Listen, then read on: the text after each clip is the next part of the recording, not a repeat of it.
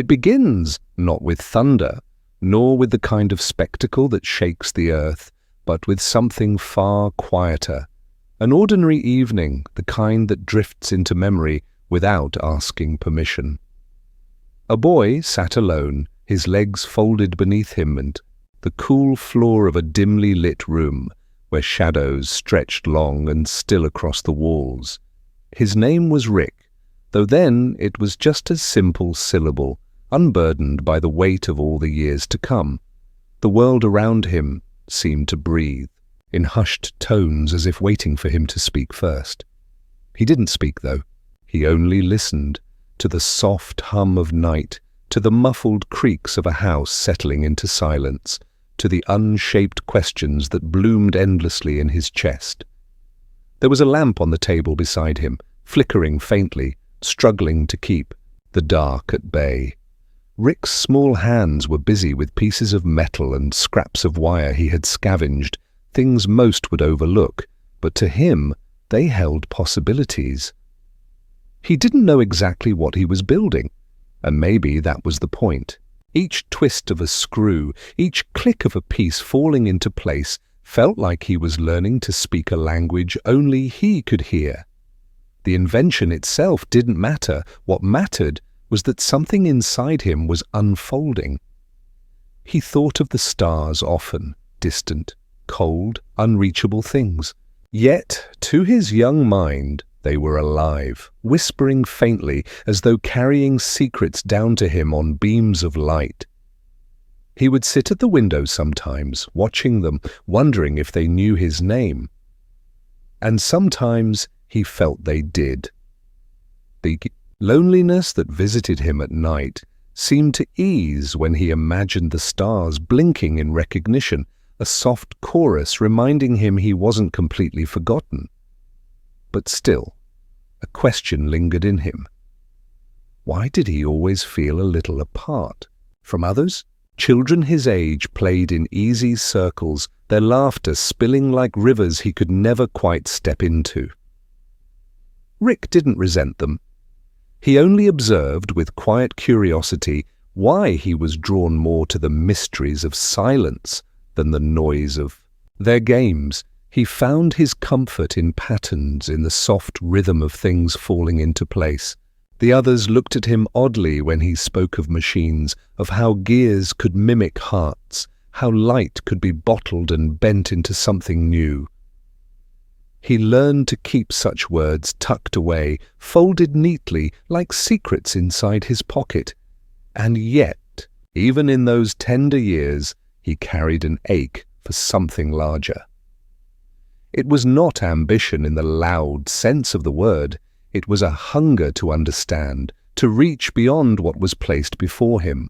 Sometimes, while his mother hummed softly in another room, he would close his eyes and imagine what it would feel like to step into the night sky, to stretch himself so far that he touched the quiet fabric of the universe. He didn't know it then, but that quiet longing would follow him for the rest of his life. There was one evening, late and drowsy, when he finished twisting the last piece of wire into the crude little device he had been shaping for days. It was nothing remarkable, just a small box with a switch that made a faint clicking sound when he pressed it. But to Rick, it was magic. He held it close to his ear, listening as though it might tell him a story. And in that fragile moment, sitting on the floor with his creation in his hands, he felt something stir, a sense that even the smallest invention could carry pieces of himself into the world. His mother stepped into the room quietly then, her voice soft, like a lullaby worn thin with time. She didn't always understand the things he built, nor the strange light in his eyes when he spoke of stars and wires, but she understood his heart. She placed a hand gently on his shoulder, and he leaned into it just for a moment before returning to his work. Her presence was enough, a reminder that even those who didn't speak his language could still be part of his world. And so the night stretched on, Rick sat with his little device until his eyelids grew heavy, until the hum of his own thoughts lulled him toward dreams. The stars outside kept watch, patient and quiet. Somewhere deep within, the boy's quiet obsession with creation had taken root, though neither he nor anyone else could yet see what shape it would grow into. It was just a beginning, gentle, unnoticed, yet carrying the promise of everything that would follow.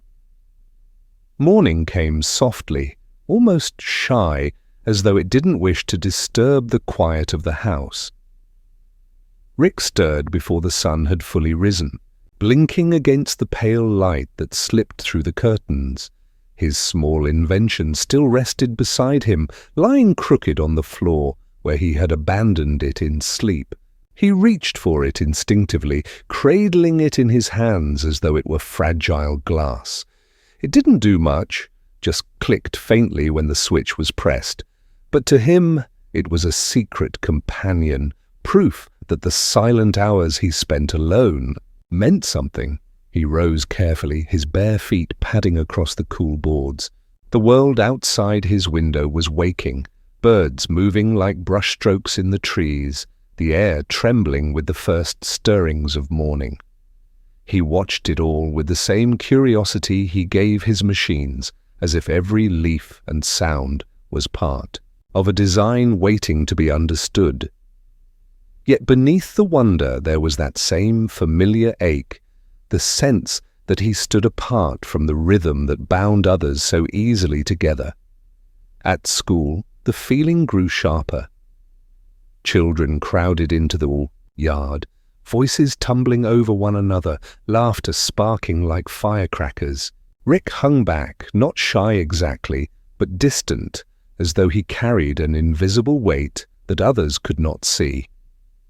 He noticed the way their games followed rules, patterns of belonging he could not quite enter. His hands itched for his scraps of wire and screws, his thoughts drifting back to the unfinished ideas that waited for him at home. When one of the boys asked him to join, Rick shook his head gently, mumbling something about being busy, though he could not explain with what.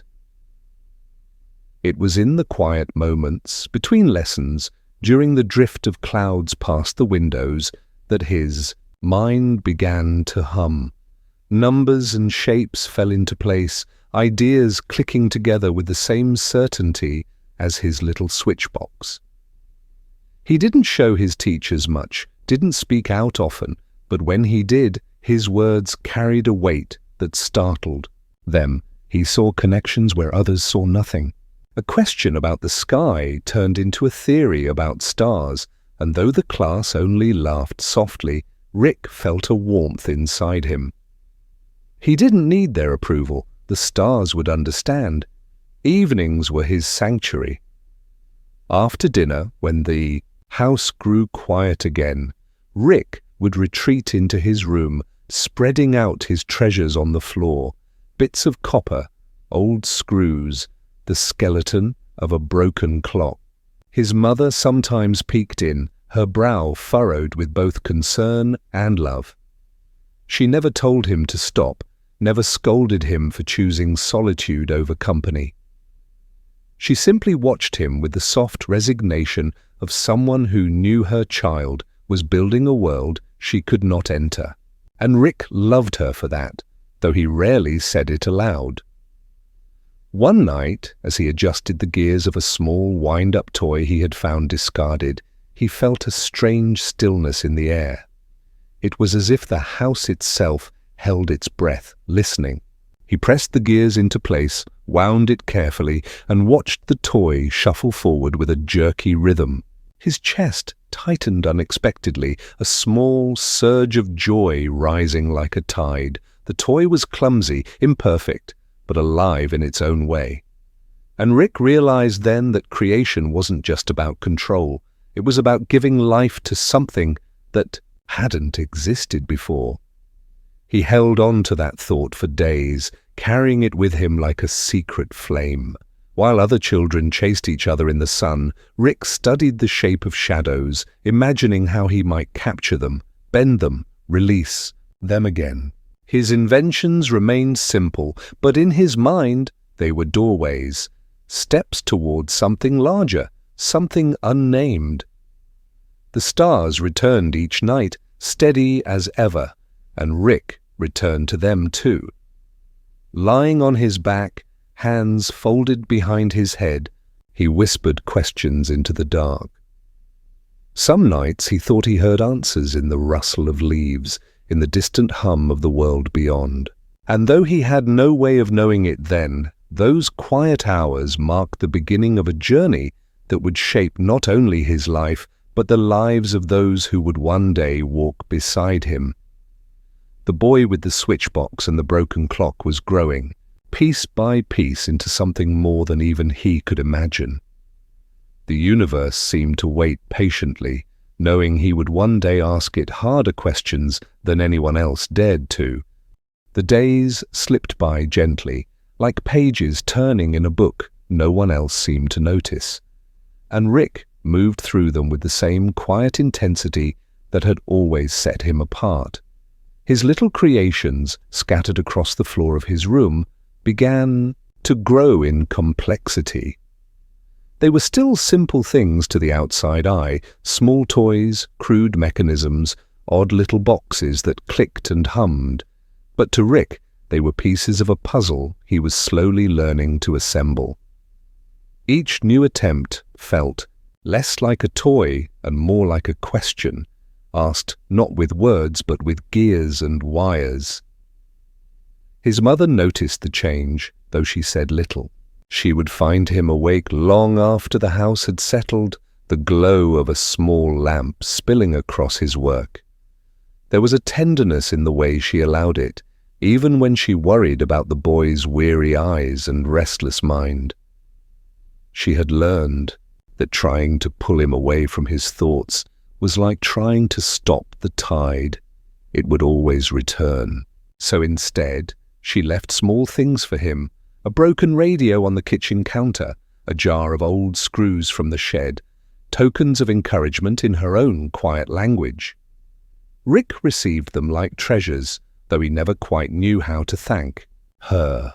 Gratitude came hard to him then, tangled up in the silence he carried inside. One evening, when the air outside was warm and the sky heavy with stars, he sat at his window with one of his creations in hand. It was nothing more than a small light he had managed to coax from a salvaged bulb, but when it glowed, faint and steady, his chest stirred with something he couldn't name. The stars above looked back at him, and for a fleeting moment he felt as though he had reached them, not with rockets or fire, but with the simple hum of light in his palm. The loneliness softened. It did not vanish, but it loosened its grip, and that was enough. Still there was a shadow beneath the wonder, a quiet tug he could not ignore. Rick began to sense that his hunger to create was not only about wonder, but about control. The world around him often felt unpredictable, untidy, full of noise he couldn't understand. His inventions, however small, bent to his will.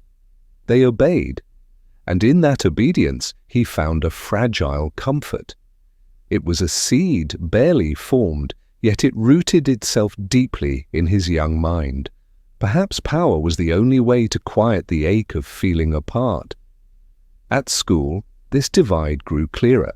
The other children still laughed easily, still played their games with careless abandon, and Rick still lingered at the edges, watching. But sometimes, when the teachers grew frustrated with lessons, he would offer answers that silenced the room. His voice was calm, certain, as though the truths he spoke were obvious. The children stared at him strangely, half in awe, half in discomfort. Rick noticed, and though he did not crave their admiration, something inside him sharpened at the recognition. If he could not belong to their world, perhaps he could shape his own. Nights became heavier, filled with dreams that hummed with machines and endless skies. He would wake with the impressions of them still clinging to him, his hands already reaching for the tools by his bedside.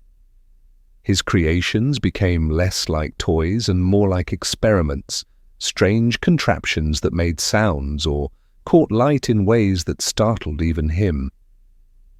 Sometimes they failed, collapsing in sparks or silence, but even failure fed him.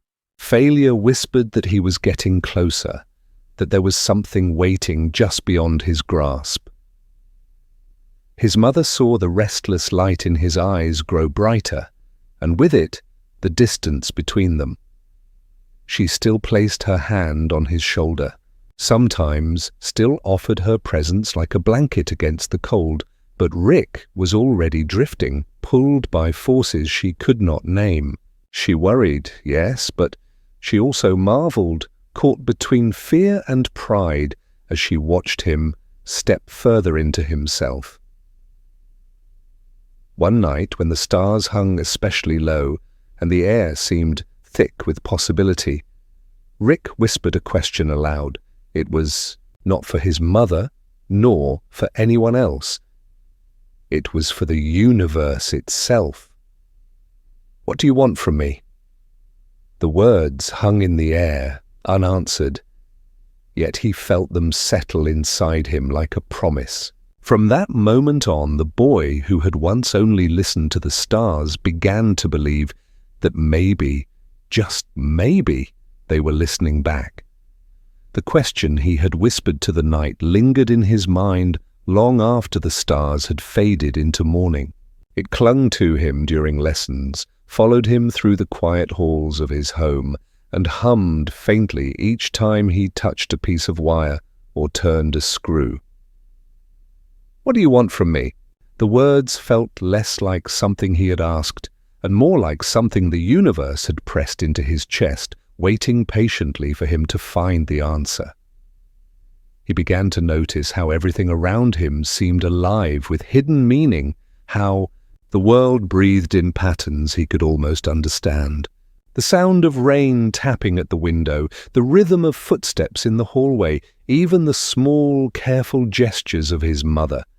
They all wove together like parts of a code. Rick could not help but search for the key. His inventions reflected this new restlessness. No longer content with simple lights or toys, he began to push further, piecing together small devices that clicked and whirred with strange intent. They rarely worked as he had hoped, yet each failure felt like a step closer to some invisible truth. He grew bolder, dismantling things around the house, a clock, a lamp, even the old radio his mother once used. She sighed at the loss, but never scolded him. Instead, she placed the broken objects on his desk with quiet resignation, as though she understood that his hunger for creation was not something that could be stopped, only shaped. At school, his distance from the other children became more obvious. He wasn't cruel nor dismissive, but there was a weight to him that set him apart. While the others laughed over games in the yard, Rick sat under the shade of a tree, tinkering with scraps pulled from his pockets. Sometimes a curious classmate would wander over asking what he was building. Rick rarely gave a clear answer. "Something that works," he would say, or "you'll see," though often the pieces never became anything at all. Still, there was a glimmer in his eyes, a light that made it clear he was searching for more than the world around him could easily give. One afternoon, after a long day of silent calculations scribbled into the margins of his notebook, Rick found himself staring out at the horizon. The sun was beginning to fall, spilling gold across the edges of the world, and for the first time he felt the pull of something larger than himself. It wasn't ambition, not exactly, and not pride either. It was the sense of being called, as though the sky itself had reached down with invisible hands and touched his shoulder. That night, as he lay in bed with his inventions scattered on the floor beside him, he closed his eyes and imagined stepping into the stars. He imagined building not just machines, but pathways, bridges that could carry him into the unknown. His dreams grew vivid, heavy with strange images. He saw endless corridors of light, machines turning with perfect precision, and figures he could not name, waiting for him in silence. He woke from these dreams with his heart pounding, the taste of starlight still clinging to his tongue. The next morning, he began sketching, crude lines across paper torn from his school books. He didn't know what the machines were for, or even if they could exist, but he felt they were important, as if some unseen voice had whispered them into him while he slept. His mother found the drawings once, scattered across his desk, and lingered over them in quiet awe. She didn't understand what they meant, but she recognized the depth behind them. She touched the edge of one page with trembling fingers before folding it back into place, as though afraid to disturb something sacred. When Rick returned and saw her there, he didn't speak, and neither did she. Instead, he simply picked up a pencil and kept sketching, her presence beside him like a gentle hum in the background. The silence between them that evening was not empty. It was full, charged with something unspoken. Rick felt, for the first time, that perhaps he was not entirely alone in his strange hunger. His mother could not follow him into the worlds he imagined, but she was willing to stand at the edge of them, watching. That was enough. And though he did not say it aloud, he carried that quiet understanding with him as he turned back to his work, the stars already waiting for him to ask his next question. The sketches lingered across his desk like constellations scattered on paper, and Rick stared at them for long stretches of time, tracing the lines with his finger as if they were maps to a place just beyond reach. Each drawing seemed to lead into the next, patterns looping in ways that made sense only to him. He was too young to name the theories forming in his mind, too inexperienced to explain why the shapes felt important, but he knew with certainty that they mattered. The whisper of the universe that had brushed against him that night was still there, humming low in the background of his thoughts, urging him forward. His mother's quiet acceptance gave him space to keep chasing the unknown. She didn't ask him to explain, didn't press him with questions he wasn't ready to answer. Instead, she carried on with her own rhythms, humming while she cooked, moving through the house with a steady patience that made the silence between them less lonely. Rick listened to her voice drifting from room to room and felt it settle like an anchor, grounding him even as his imagination pulled him further into the sky. There was comfort in knowing that no matter how far his mind wandered, she was there, holding the edges of his world together. At school, however, the distance between him and the others only widened. While they shared stories of games, laughter, and simple mischief, Rick remained wrapped in the gravity of his ideas. Teachers noticed his wandering attention, how his notebooks filled not with lessons but with diagrams and calculations that seemed far too advanced for his age. Sometimes they praised him, sometimes they frowned, unsure of what to make of the boy who seemed to live in two worlds at once, present in body, but always drifting somewhere else in spirit. Rick himself hardly noticed their judgment. The weight of ordinary concerns felt small compared to the pull of his unanswered questions. One afternoon, as he lingered beneath the shade of the same tree where he often hid away, he turned over a broken piece of metal in his hands. It had come from an old clock he'd taken apart, a piece so small and seemingly insignificant that most would have tossed it aside.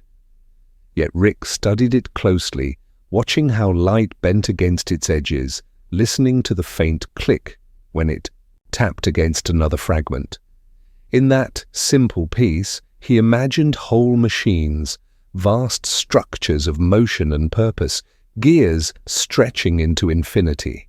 For a moment he could almost see it, as though the universe had pulled back a veil and shown him a glimpse of something far larger than himself.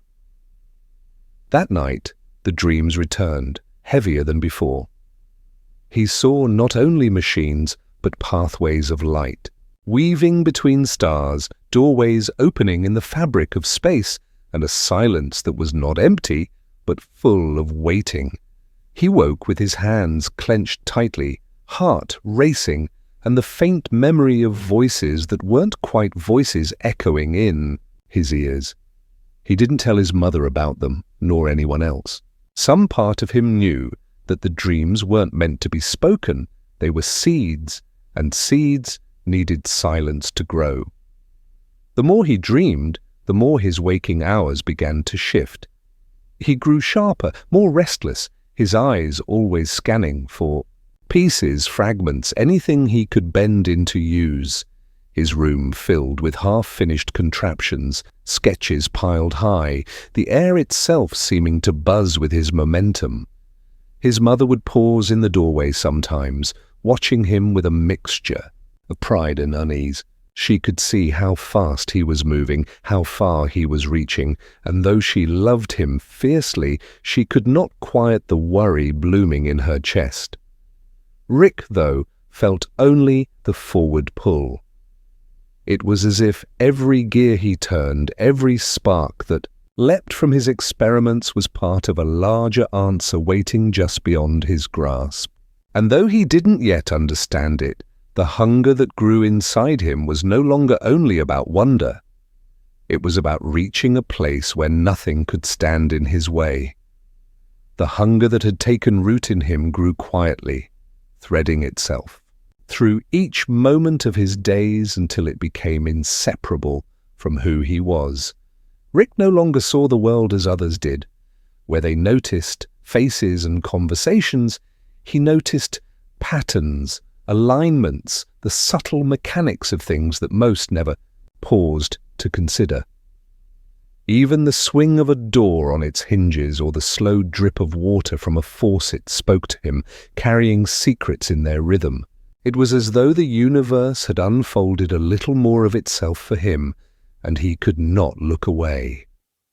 The small contraptions scattered across his room multiplied, some whirred for only a moment before collapsing into silence. Others hummed longer, their faint vibrations filling the still air. He began to lose track of time while working, nights dissolving into mornings without rest. His mother would sometimes knock softly on his door, reminding him to sleep, reminding him to eat, but Rick was already far away, lost in the shimmering pull of possibility. He loved her presence, he always did, but even her voice felt distant, compared to the siren call of his questions. One evening, as the light outside bled into dusk, Rick sat at his desk, staring at a pile of discarded fragments. For the first time, frustration swelled within him. No matter how many times he adjusted the wires, the device before him refused to respond. He pressed harder, his small hands trembling, until finally he slumped back, his chest aching with the sting of failure. For a long while he simply sat there, the room heavy with silence. Then, almost without thinking, he reached for a different piece, rearranged the order of his steps and tried again. When the faint spark finally flickered to life, his whole body stilled. It was nothing remarkable to anyone else, a tiny pulse of light that glowed for a heartbeat and then faded. But to Rick, it felt as though the universe itself had leaned closer in approval. That spark changed something. He realized that failure was not a wall, but a door. Every mistake was another step down a corridor he had not yet fully explored. The thought comforted him in a way nothing else could. Power, he began to understand, did not come from getting it right the first time. It came from persistence, from bending the world to yield its secrets even when it resisted. The dreams that followed grew more vivid. He saw himself older, hands steady and sure, building machines so vast they stretched beyond sight. He saw people beside him, faces blurred but warm, watching, waiting, relying on him. And though the dreams left him unsettled, he carried their echoes into the waking hours, feeling as though his life was already unfolding along a path he had little choice but to follow. At school, his teachers continued to marvel at his insights, though they worried about the intensity behind them. Rick answered questions no one else thought to ask, but he rarely looked up from his notes. The other children, once curious, grew hesitant around him. They sensed something they could not name in his eyes, a sharpness, a gravity, and they pulled away. Rick noticed, of course, but he did not chase after them. Connection was harder for him than invention, and though he longed for understanding, he convinced himself that his machines would fill the silence instead. His mother remained his one steady bond. Sometimes when the nights grew too long and his frustration too heavy, she would step into his room and simply sit near him, saying nothing. Her presence eased the sharp edges of his thoughts, and in those moments Rick felt a tenderness he rarely allowed himself to admit. Yet even then, the hunger returned, tugging him back to his sketches, back to the restless hum of creation. The boy who once whispered to the stars now worked as though he were preparing to meet them. And though he did not yet know it, each spark, each restless night was shaping him into someone who would carry both brilliance and burden in equal measure. The nights continued to stretch longer, blending into mornings with an almost imperceptible shift, and Rick found himself dwelling less on the rhythm of daily life and more on the rhythm of discovery. What had begun as small sparks on his desk now became larger, more intricate attempts, each one consuming him more deeply than the last. His hands were still those of a boy, but they moved with a precision that betrayed something older, as though experience beyond his years had lodged itself in him. Every circuit he built, every flicker of light, every faint hum felt like a secret. Language whispered directly to him by the universe. He no longer thought of his work as simple experiments. They were fragments of a greater whole, glimpses of something vast that he could almost touch but never fully grasp. This realization thrilled him and terrified him all at once. The world outside, the laughter of other children, the quiet gossip of adults, the gentle rhythm of seasons, grew increasingly faint. His own inner world was louder now, vibrating with the sense that he was moving towards something inevitable. Yet there were moments when the weight of this path pressed heavily on him. He could feel it most in his chest late at night, when exhaustion dragged at his body but his mind refused to rest. He would sit there staring at his creations, his small room illuminated by the cold light of unfinished machines, and wonder what all of this was leading to. The other children dreamed of simple things, games, friends, futures they could name with ease. Rick's dreams were different, painted with forces and powers that no one else seemed to believe in. That difference set him apart in a way that was both empowering and isolating. One evening, frustration boiled over in him once more. A design he had labored over for days fell apart in his hands, the delicate structure collapsing into silence. His temper flared, and he pushed the pieces away, scattering them across the floor. For a moment, he thought of leaving it, of letting the emptiness swallow him. But then his gaze caught on one small fragment that had landed apart from the others, its shape oddly elegant, almost purposeful. Slowly, Rick picked it up, turning it over in his palm, and felt that same strange thrill he had felt with his first spark. Failure had not defeated him, it had simply redirected him. He began again, quieter this time, with a determination that pulsed deeper than before. As the days passed, subtle changes marked him. His mother noticed the dark circles under his eyes, the way his meals went untouched, the quiet intensity that lingered in his gaze. She tried gently to pull him back toward balance, to remind him of the world beyond his inventions. He listened because he loved her, but the pull inside him was stronger. He knew, even if he could not explain it, that this was not just a phase or a hobby. It was something essential to who he was becoming. The world around him continued as always, but Rick sensed a growing distance between himself and the life he had once known. The laughter of classmates seemed smaller, their concerns trivial. Even his teachers, impressed though they were, could not see what he saw. He began to feel as though he was walking ahead on a path only he could discern, the others fading into the background. And in the stillness of those nights, when his machines whispered faintly and the stars watched from beyond his window, Rick felt the truth settle into him like a quiet vow. He was not merely chasing knowledge, he was chasing power, the kind that bent rules and broke boundaries. Each failure, each sleepless night, each strange vision was shaping him into someone who would no longer ask permission to understand the universe. He would demand it. It was in that silent, burning certainty that Rick realized there was no turning back. Whatever lay ahead, brilliance, burden, or both, was already reaching for him, and he could not resist its grasp.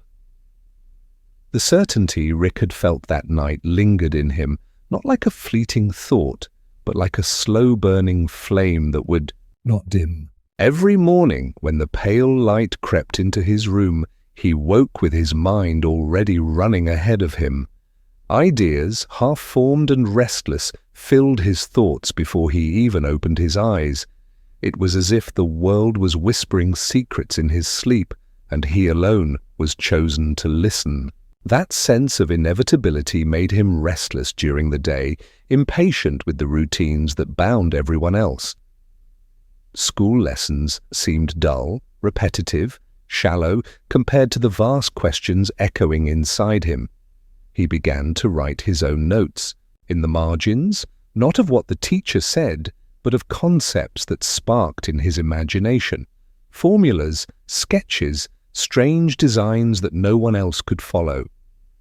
At first, it made him lonely. When his classmates laughed and talked, their voices seemed far away, as though they belonged to a world he had already stepped beyond. Yet Rick didn't resent them. Instead, he felt a quiet ache, wishing for a connection that no one around him could quite give. The only comfort came when he returned to his small room, where the hum of wires and the faint glow of his creations felt like a language he truly understood. But even in his solitude, there were interruptions that softened the edges of his isolation. His mother would sometimes enter with a cup of warm tea, placing it gently beside him, her eyes filled with concern but also trust. She never asked him to stop, never scolded him for being consumed by his work. Instead, she simply lingered for a moment, as if her silent presence could remind him of love's simplicity in a life that was quickly growing complicated. Rick rarely spoke in those moments, but he noticed her kindness more than he admitted. It became a quiet anchor, holding him when his mind drifted too far. The inventions themselves were changing too. No longer small toys or idle sparks, they grew stranger, more intricate, as though his hands were guided by something deeper than a conscious thought.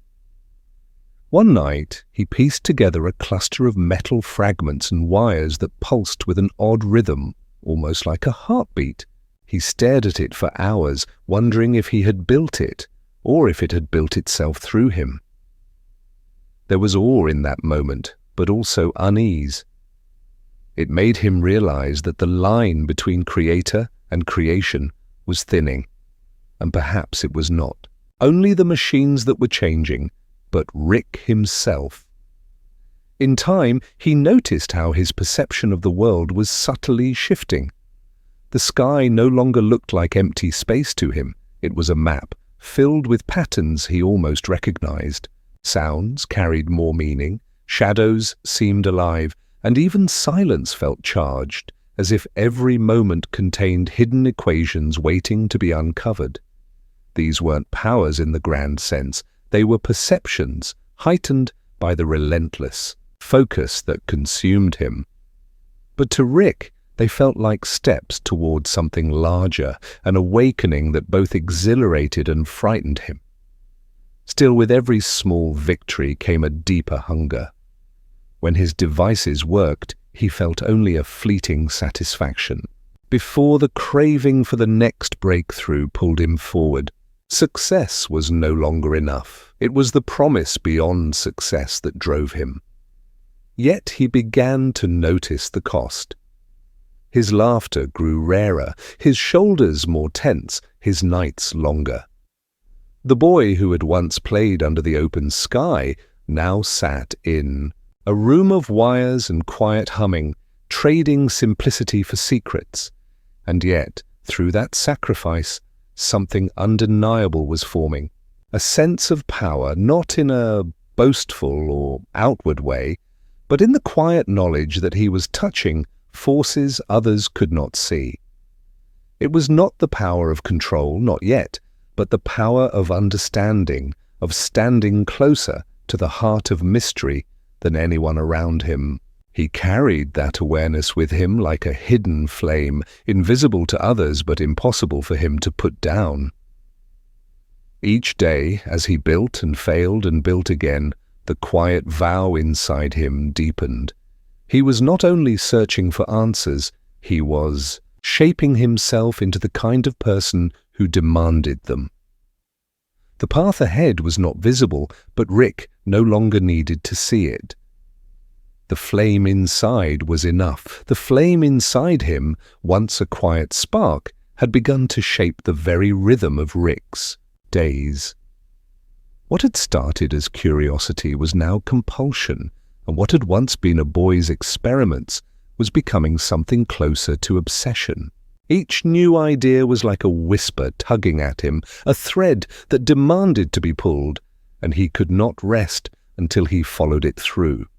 The hum of machines, the glow of faint lights, the endless sketches scattered across his desk, all of it, wove together into a world that felt far more real to him than the one outside his window. Yet the outside world did not vanish entirely. It pressed in at times, soft and insistent. A knock at his door, his mother's quiet voice asking if he had eaten, the sound of neighbors' laughter drifting through the thin walls, all reminders that life went on while he buried himself in patterns and possibilities. He responded to those reminders with a nod or a word, but his mind was always elsewhere, already chasing the next idea. Still, somewhere in his heart, he carried a faint guilt. He knew that with every step deeper into this hidden path, he was slipping further away from the ordinary connections that once grounded him. One evening, as the air outside carried the scent of rain and the sky deepened into twilight, Rick found himself staring at an unfinished device that refused to cooperate. His hands were steady, his mind sharp, but the pieces would not align. It was as if the invention resisted him, holding back its secret. Frustration clawed at him, and for a moment he pushed the pieces aside. He leaned back in his chair, staring at the ceiling, and wondered why he was chasing this so relentlessly. Why couldn't he stop? Why couldn't he simply be like everyone else? The answer came not in words, but in a feeling, a pull, deep and undeniable. He could not stop because this was not simply a choice. It was who he was. Even in his frustration, he reached again for the scattered parts, and with quiet determination, he began once more. His movement slowed, his breathing steadied, and in the stillness of that night, something shifted. The pieces, once stubborn, seemed to settle into place, as though responding not to force, but to patience. When the device finally sparked to life, faint but undeniable, Rick felt a strange calm wash over him. It was not triumph he felt, but alignment, as though the universe had exhaled and allowed him one step further into its mystery. That moment lingered long after the device grew silent again.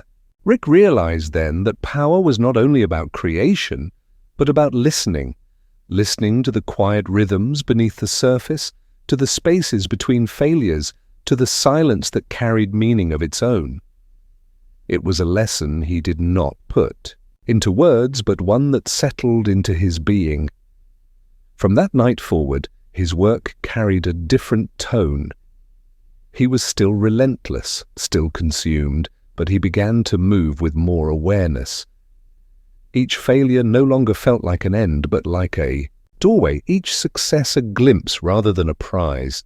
The hunger remained, sharp as ever, but it was joined by something deeper. The sense that he was in conversation with forces beyond himself. And as the days folded into nights, Rick understood with growing clarity that this path was reshaping. Not only what he created, but who he was becoming. He was no longer just a boy tinkering in his room. He was something else now, an apprentice of the unknown, a seeker whose questions carried more weight than most answers ever could. And though he could not see the destination, he felt it waiting, vast and unyielding, just beyond the horizon of his understanding. The quiet shift that had taken root in Rick's work soon began to echo in the way he carried himself. His hands, though still small, moved with a surer rhythm, as if each motion carried an unspoken knowledge. He no longer fumbled in the dark for answers. Instead, he listened, observed, and let the patterns reveal themselves. It wasn't mastery yet, not even close, but it was something that felt just as powerful, the awareness that he was learning how to listen to the fabric of things. Days blurred into one another, marked not by clocks or calendars, but by the soft hum of unfinished creations and the pale light of dawn slipping through his curtains. He would pause only briefly, leaning against the desk with tired eyes, then dive back in, his focus unbroken. His body protested at times, weighed down by sleepless nights, but his mind surged forward, unwilling to release its grip on discovery. It was a cycle that both drained him and sustained him, a contradiction he didn't question, because he couldn't imagine living any other way. Yet for all his progress, there remained a shadow of unease, one he could not easily push aside. Each breakthrough left him with more questions than answers, and in those questions he felt the whisper of something larger, something almost alive. It was not the machines themselves that unnerved him, but the sensation that they were guiding him. As much as he was building them, drawing him toward a place he had not yet seen. At times, he wondered if he was following his own will or merely obeying a call that had chosen him long before he understood it. That thought lingered when he stepped away from his desk, when he stood outside and let the night air brush against his skin. The stars seemed closer now, no longer distant lights but beckoning fires, each one carrying secrets he longed to unlock. He would watch them until his neck ached, whispering silent questions to the sky, questions that returned only in silence. And yet, in that silence, he felt answered. Not with words, but with the steady presence of possibility. There were moments, too, when his mother's voice reached through the fog of his thoughts. She would sit beside him, her hand resting lightly on his shoulder, her eyes soft with worry. "You should rest," she would say, but the words carried no demand, only care. Rick would nod, sometimes even lie down for her sake. Though sleep rarely came, still her presence mattered. In the endless weight of his solitude, her quiet love was a tether, a reminder that no matter how far he drifted into the unknown, he was not entirely alone. But Rick was changing in ways even she could not fully touch. His laughter had grown rarer, replaced by a silence that carried its own gravity. His eyes, once bright with boyish wonder, now held something sharper, an intensity that seemed far older than his years. He did not notice the shift himself, but others did. Teachers, neighbors, even passing acquaintances remarked on the way. He seemed both present and distant, like someone standing in two worlds at once. And perhaps he was. For each night, as his machines flickered and buzzed in the half-light, Rick felt himself stepping further into a space that belonged to him alone. It was a place where time stretched thin, where ideas took shape like clouds gathering into storms, where the boundaries of possibility loosened just enough to let him glimpse what lay beyond. The more he entered that space, the harder it became to return fully to the ordinary. It was not arrogance that pulled him forward, but inevitability. He did not tell himself he was destined, nor did he speak of greatness. He simply knew that he could not stop. To turn away would be to silence the very essence of who he was. And so each failure became fuel, each success a fleeting spark urging him onward. He moved with the quiet certainty of someone who had accepted that the path before him was not chosen, it was written into him. And though the nights grew longer, and the weight of discovery pressed heavier against his shoulders, Rick welcomed it. For in that weight, in that endless pursuit, he felt alive in a way nothing else could offer. The world might not yet understand him, but he understood this. He was no longer just searching for knowledge. He was becoming the kind of person who demanded it, who would not rest until even the silence of the stars had spoken. The nights had become Rick's truest companions. In their silence, he found a clarity the daylight never offered. The sun demanded he play roles, sit in classrooms, nod politely, pretend at normalcy. But the night was honest. It revealed him to himself, bare and unmasked, wrapped only in the hum of his inventions and the whisper of his thoughts. More and more, he began to feel that his life belonged not to the hours others cherished, but to the long stretches when most of the world was asleep. His machines had begun to take on lives of their own, not in the sense of moving freely or speaking, but in the strange way they seemed to echo something deeper than their parts. When Rick touched them, when he adjusted a wire or tuned a circuit, it felt less like building and more like translating, as though the ideas were already alive and waiting for him to give them shape. That sensation both thrilled and unnerved him. Was he the creator, or merely the vessel? He didn't voice the question aloud, but it followed him everywhere, lingering even in his dreams. The dreams themselves were changing.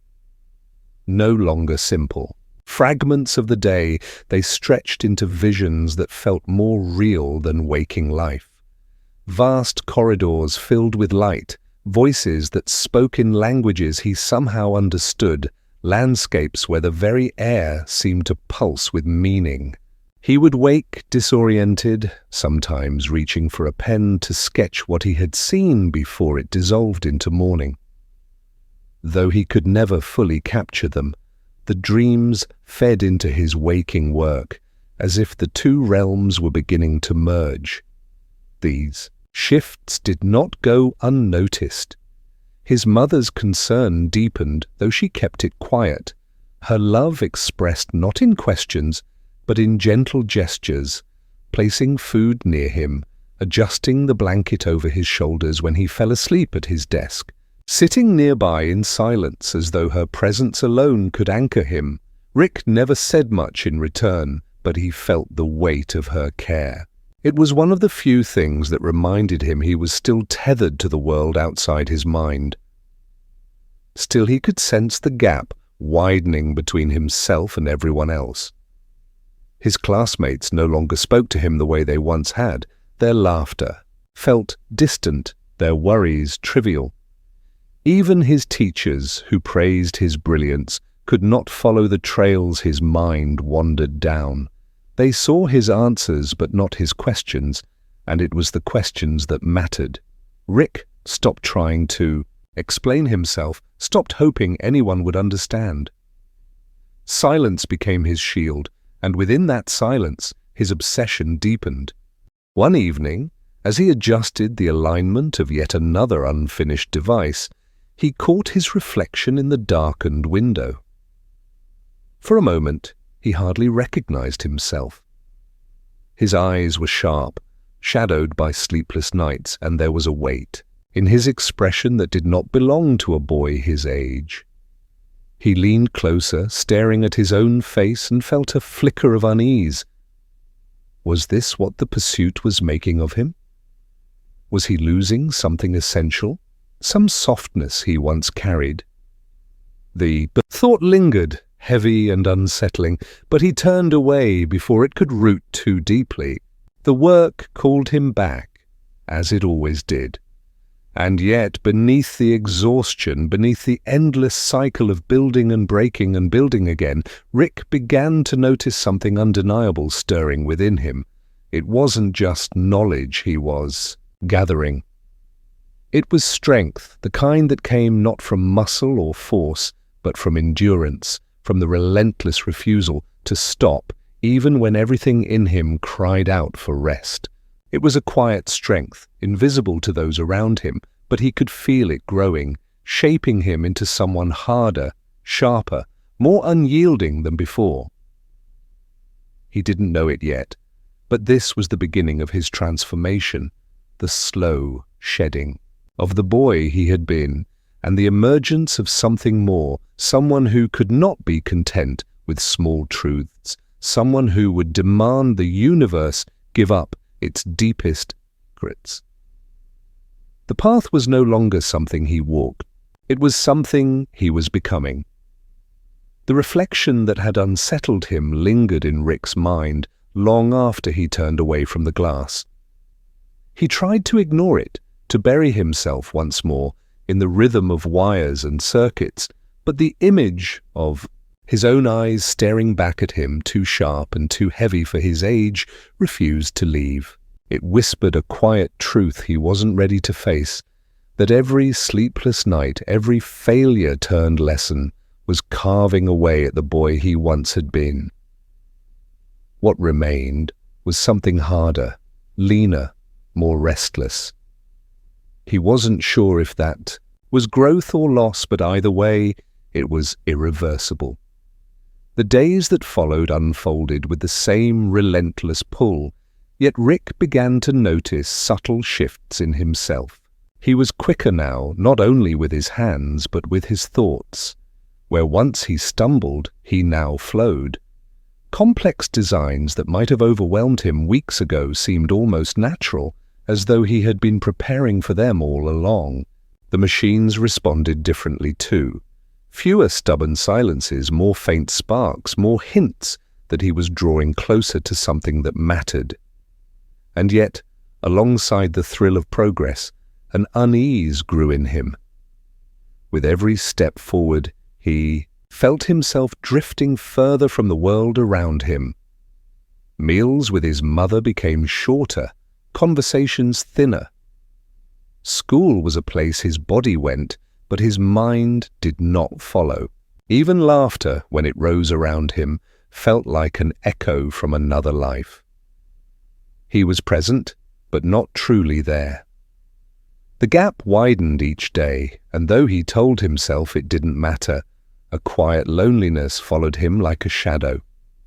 One night, As rain tapped against his window and the hum of his machines filled the small room, Rick sat back and let his hands, still for the first time in hours. He listened to the rain, its rhythm soft and steady, and wondered when he had last felt simple joy in such things. There was a time, not long ago, when he would have sat outside just to watch the drops race down the glass, when wonder came easily without wires or sparks. He felt the absence of that ease now, as if it had been traded for something heavier. He told himself the trade was necessary, that power and understanding demanded sacrifice, but the thought did not comfort him as much as he hoped it would. Still, the pull of discovery outweighed the ache. He leaned forward again, fingers brushing against the half-assembled device before him, and the unease slipped into the background. His eyes narrowed, his focus sharpened, and once again he was consumed by the work. The device flickered, failed, and flickered again, each attempt drawing him deeper into the cycle. Hours passed unnoticed until, at last, the faint glow steadied. It wasn't much, just a thin light pulsing with fragile life, but to Rick it was proof. Proof that persistence bent the world, even if only by fractions. That night, lying in bed with exhaustion pressing heavy on his body, Rick stared at the ceiling and felt something shift within him. It was not triumph, not even satisfaction, but a kind of quiet resolve.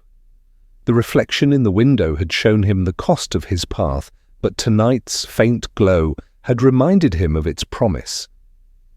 He was changing, yes, but change was not always loss. Sometimes it was becoming. He closed his eyes, the hum of the machine still faint in the room, and let his thoughts drift. He saw the boy he once was running beneath an open sky, and he saw the figure he was becoming, someone who would not rest until even the stars yielded their secret. Between those two selves stretched a distance that grew each day, but Rick no longer feared it. He understood now that the distance itself was the journey, and he was already too far along to turn back. The faint hum of the machine carried into Rick's dreams that night, weaving itself into restless images that felt more like warnings than fantasies. He saw endless corridors of glass, reflections of himself staring back, each older, each harder, each more distant than the last. They didn't speak, but their silence weighed on him, pressing like a burden he wasn't yet strong enough to bear. When he woke, the echo of those eyes lingered, sharp and haunting, as though the dream had carved its mark deeper than memory alone. He sat up in the pale morning light, his chest heavy with the realization that what he had begun was no longer just an experiment. It was reshaping him in ways he couldn't fully control. School that day blurred past him like a haze. Teachers, words droned in the background, and conversations floated by without anchor. His peers laughed at jokes he didn't hear, called his name without him noticing, and eventually stopped trying. Rick barely cared.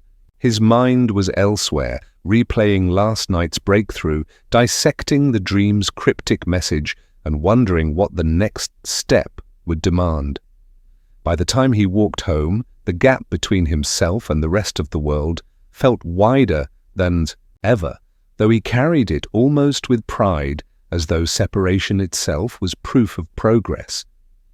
When he returned to his room, the glow of the half-assembled device greeted him like an old friend.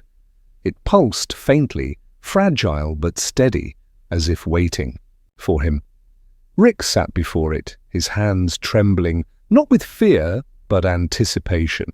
He felt as though he stood at the edge of a threshold, one more push away from something that could unravel the limits he had known all his life. Yet in the quiet of the room, another voice tugged at him. The memory of the rain's rhythm. The simple joy he had once felt in watching the world without needing to alter it.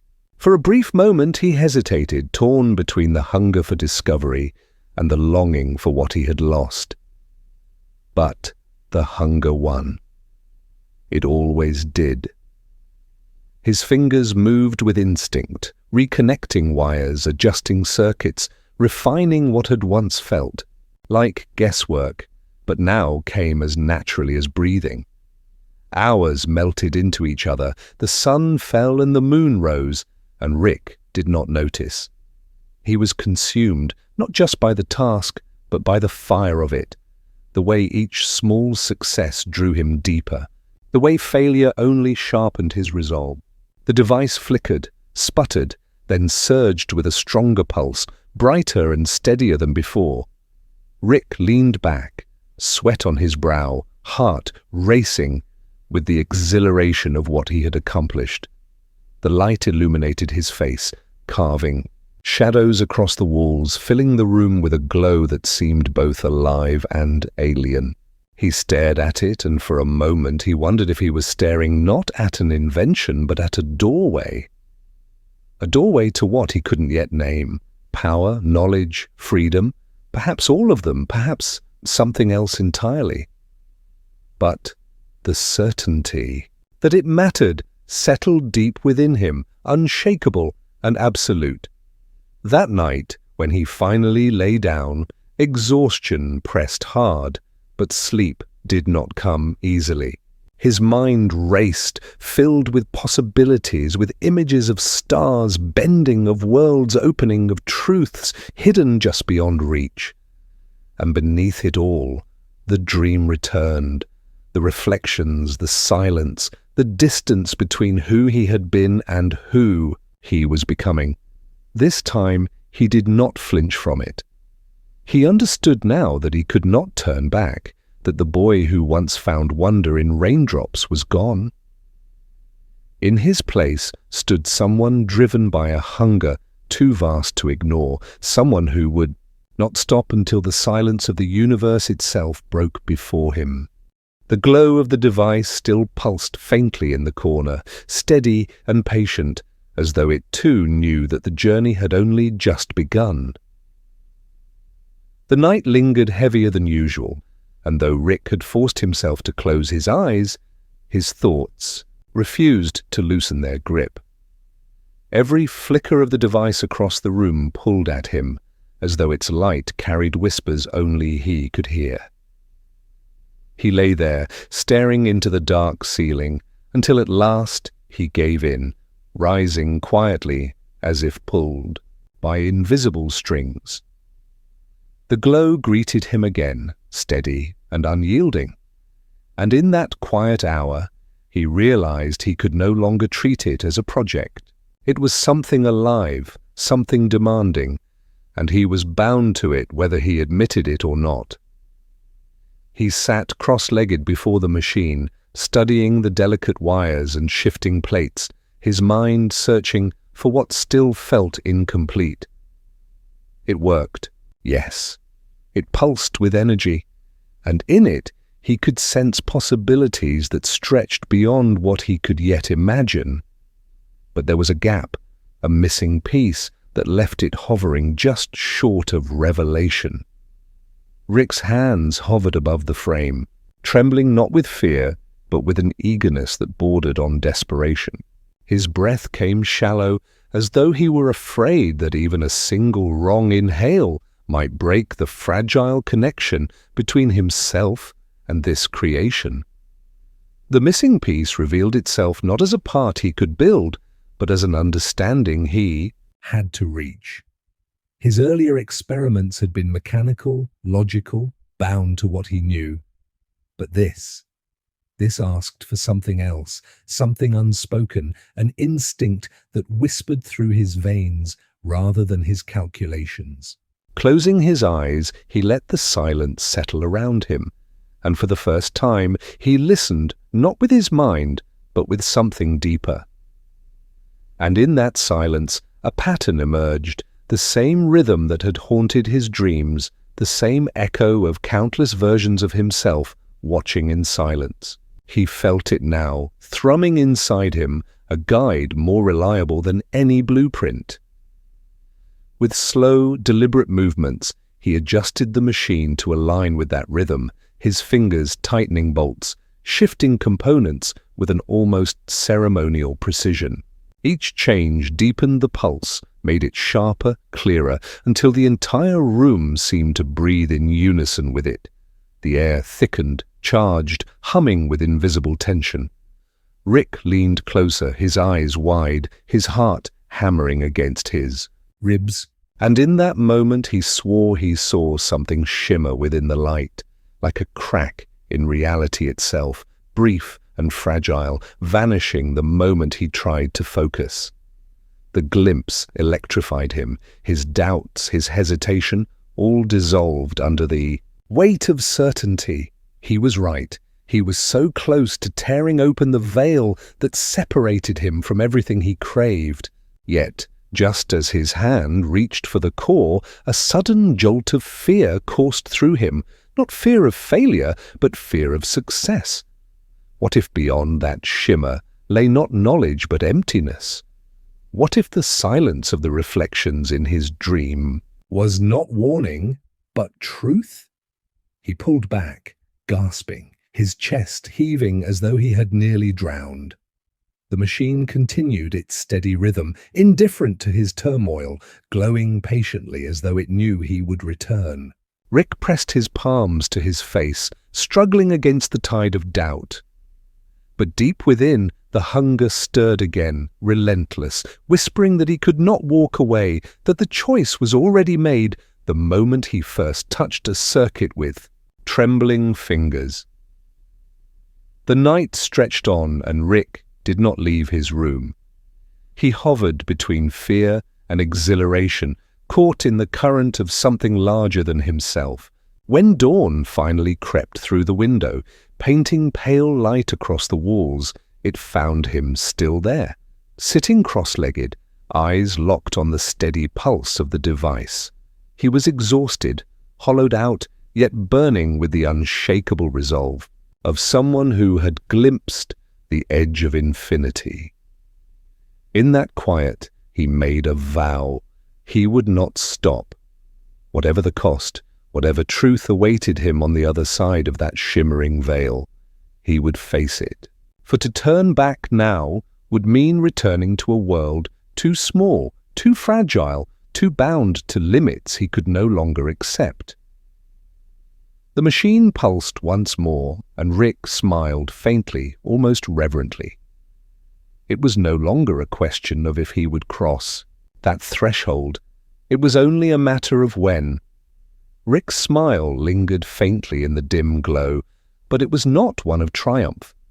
It was thin, weary, almost haunted, as though his body recognized what his mind refused to admit, that he had stepped too far into a current that no longer allowed turning back. His eyes, rimmed with sleeplessness, never left the machine's steady pulse. It called to him with quiet insistence, not with the roar of a storm, but with the persistence of a tide that erodes even the sharpest stone. The vow he had whispered, in the shadows pressed against his chest, and with each passing breath it grew heavier, asking for fulfillment.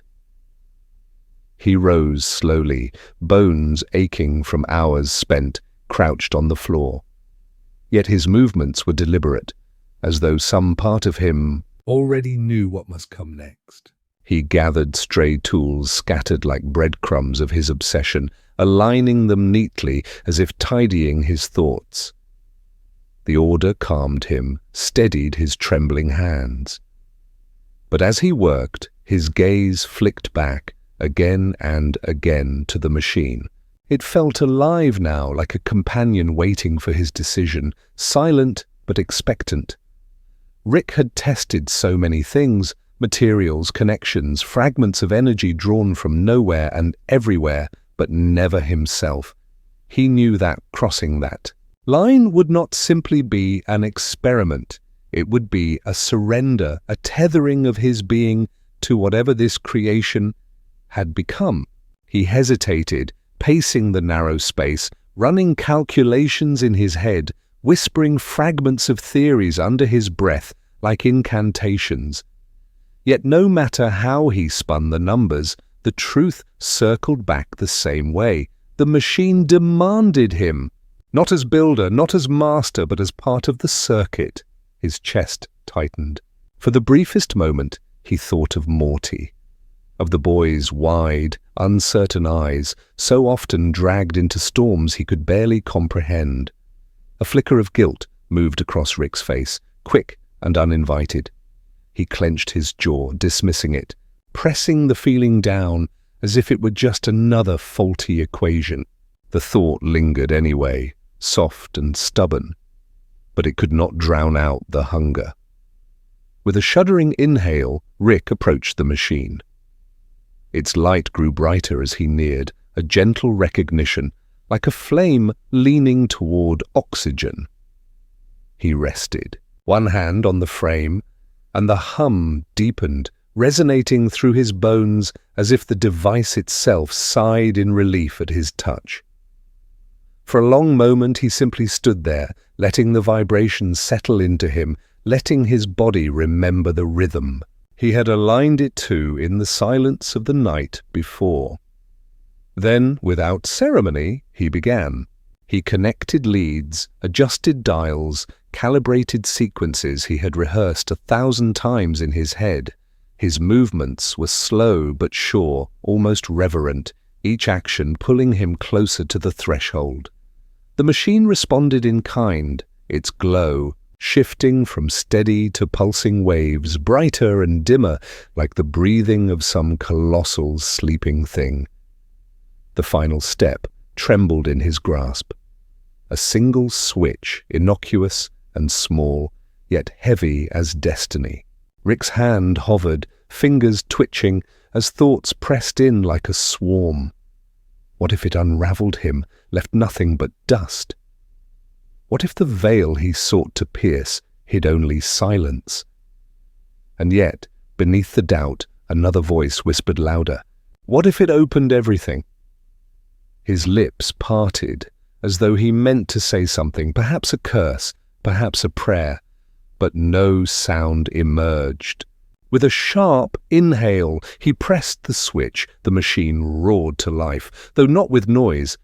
The air itself shifted, bending, vibrating, as if the room had been submerged underwater. Light unfurled around him in ribbons, bending space into curves. His eyes could scarcely follow. For a breathless instant, Rick felt himself dissolve at the edges, his form no longer a certainty but a suggestion, like smoke caught in wind. Panic fluttered in his chest, but it was swallowed swiftly by awe. He could see it now, the shimmer he had glimpsed before, stretched wide into a doorway, fragile yet infinite. Beyond it, shapes moved, colors bloomed, not as sights, but as impressions, as though he were glimpsing thought itself made visible. His pulse thundered in his ears, but for the first time he felt no fear, only wonder. Only hunger. And then, just as quickly, the edges quivered, unstable, the doorway trembling as though straining against limits it was not ready to cross. Sparks flared, heat licked at his skin, and the hum deepened into a growl. Rick stumbled backward, his heart clenching, torn between reaching further and pulling away. The shimmer flickered, threatening collapse. In that suspended second, balanced between revelation and ruin, Rick understood this was no longer an experiment. It was an initiation. On the unbearable pull of inevitability. Every calculation, every sleepless night, every whisper of hunger had led to this single trembling instant. To walk away now would mean betraying himself. He stepped forward. The shimmer did not resist. It opened like water parting for a stone, swallowing him gently, pulling him into its folds. At first, there was no sensation of falling or moving, only a strange stillness, like floating in the space between one heartbeat and the next. His body felt lighter, unmoored, as though he were made of threads unraveling into the currents around him. And yet, even as his shape dissolved, some core of him remained, burning with a clarity he had never known. Colours bloomed without form, sounds whispered without words. They pressed against his mind, impressions more than images, vastness stretching without end, countless paths unfolding in infinite directions, reflections upon reflections, each one humming with quiet recognition. Rick gasped, though there was no air to breathe, and the sound of his gasp echoed into 1,000 versions of itself, rippling outward into the expanse. He saw himself multiplied, scattered like fragments of glass across eternity, each shard carrying a different posture, a different expression, yet all undeniably him. For a fleeting instant, awe eclipsed everything. Here it was, the veil, torn, wide, proof of the hunger that had gnawed at him, proof that the world he had known was only a sliver of the truth. He stretched out a hand, though it was less a hand and more the echo of one, and the nearest reflection reached back. Their touch never quite met, but the closeness sent a shiver down his dissolving frame. He wanted to ask them questions, wanted to know what they had seen, what they had become. But the reflections only watched, silent, patient, as if waiting for him to understand what words could never say. Time unraveled here. Seconds became hours, or perhaps hours collapsed into moments. Rick could not tell.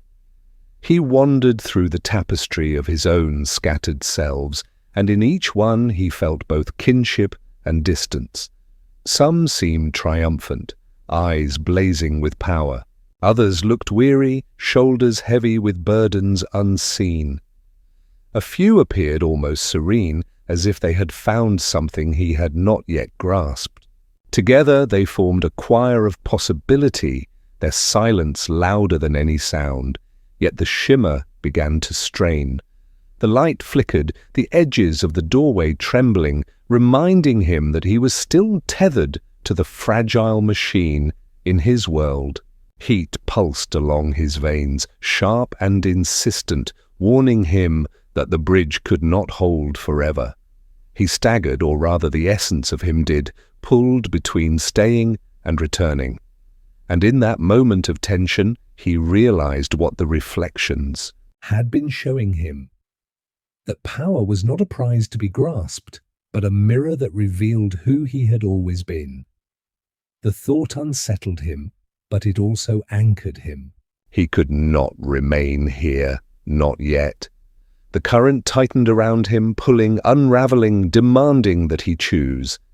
With a guttural cry, part desperation and part defiance, Rick let himself fall backward, away from the shimmer, back toward the frame that had carried him here.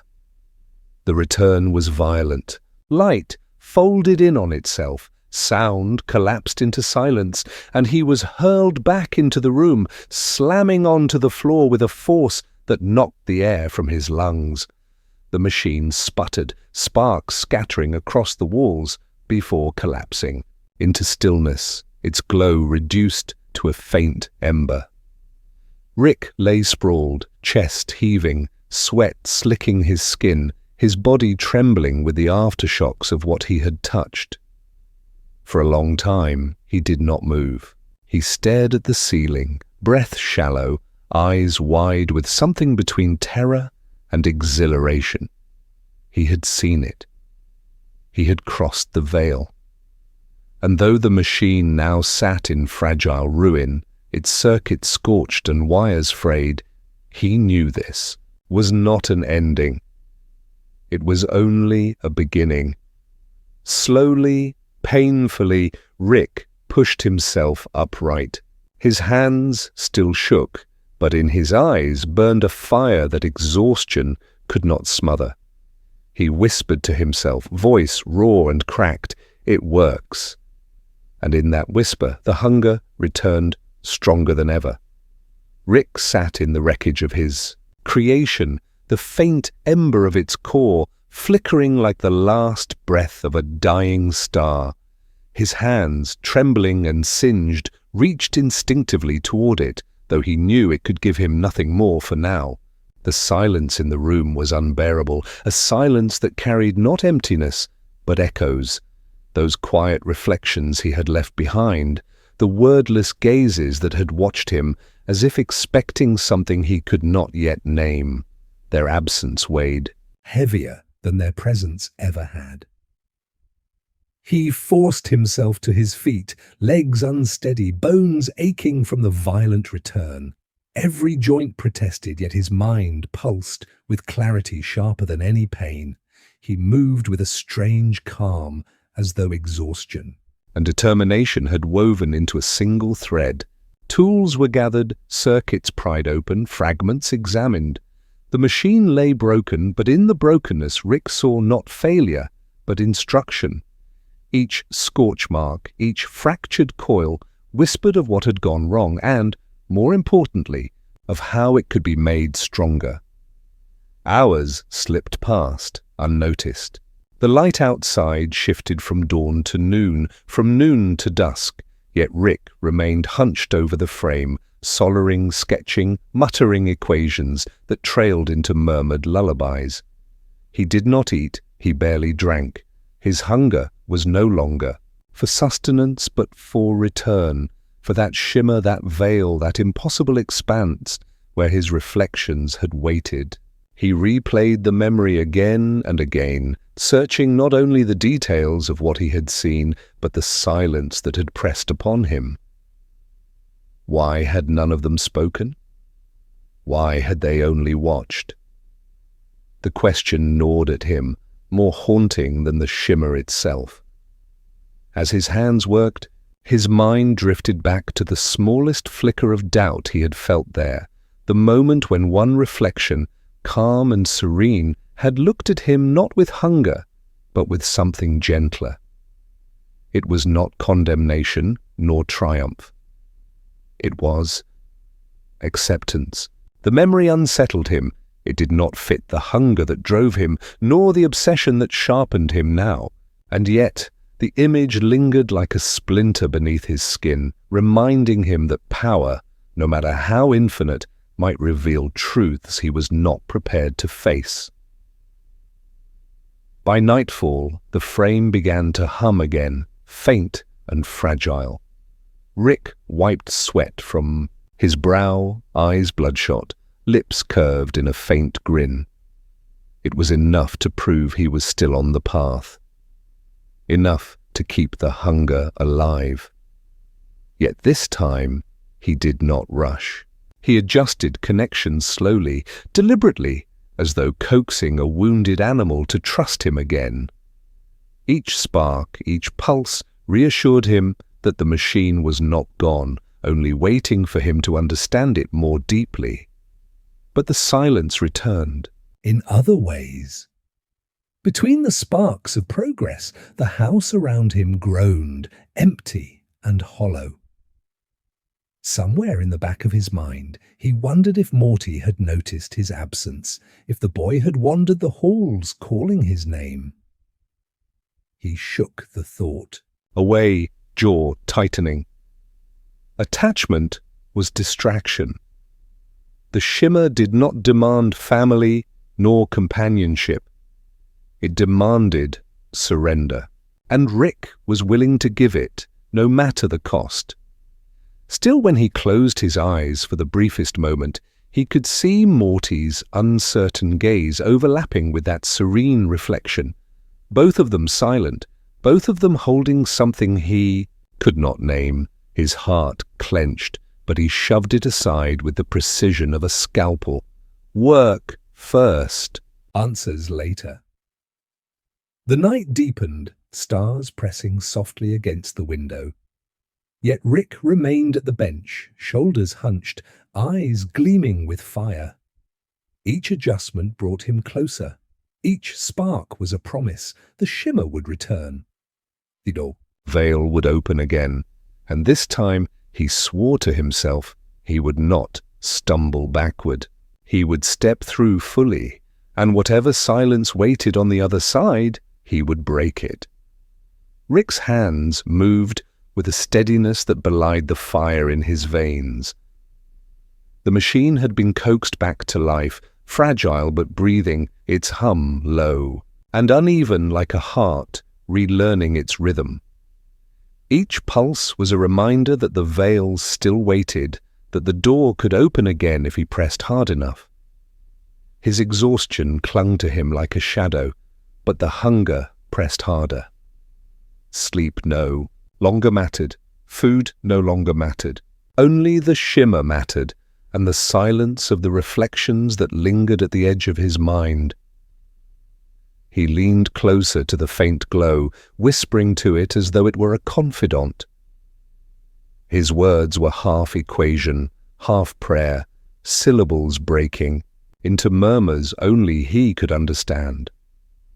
The hum answered, steadying as though reassured. Rick adjusted a wire, tightened a coil, then sat back, studying it with an intensity that bordered on reverence. This time would be different. He would not stumble, would not retreat. The veil had shown him possibility. Now he would claim it. But beneath that resolve, a quieter current moved.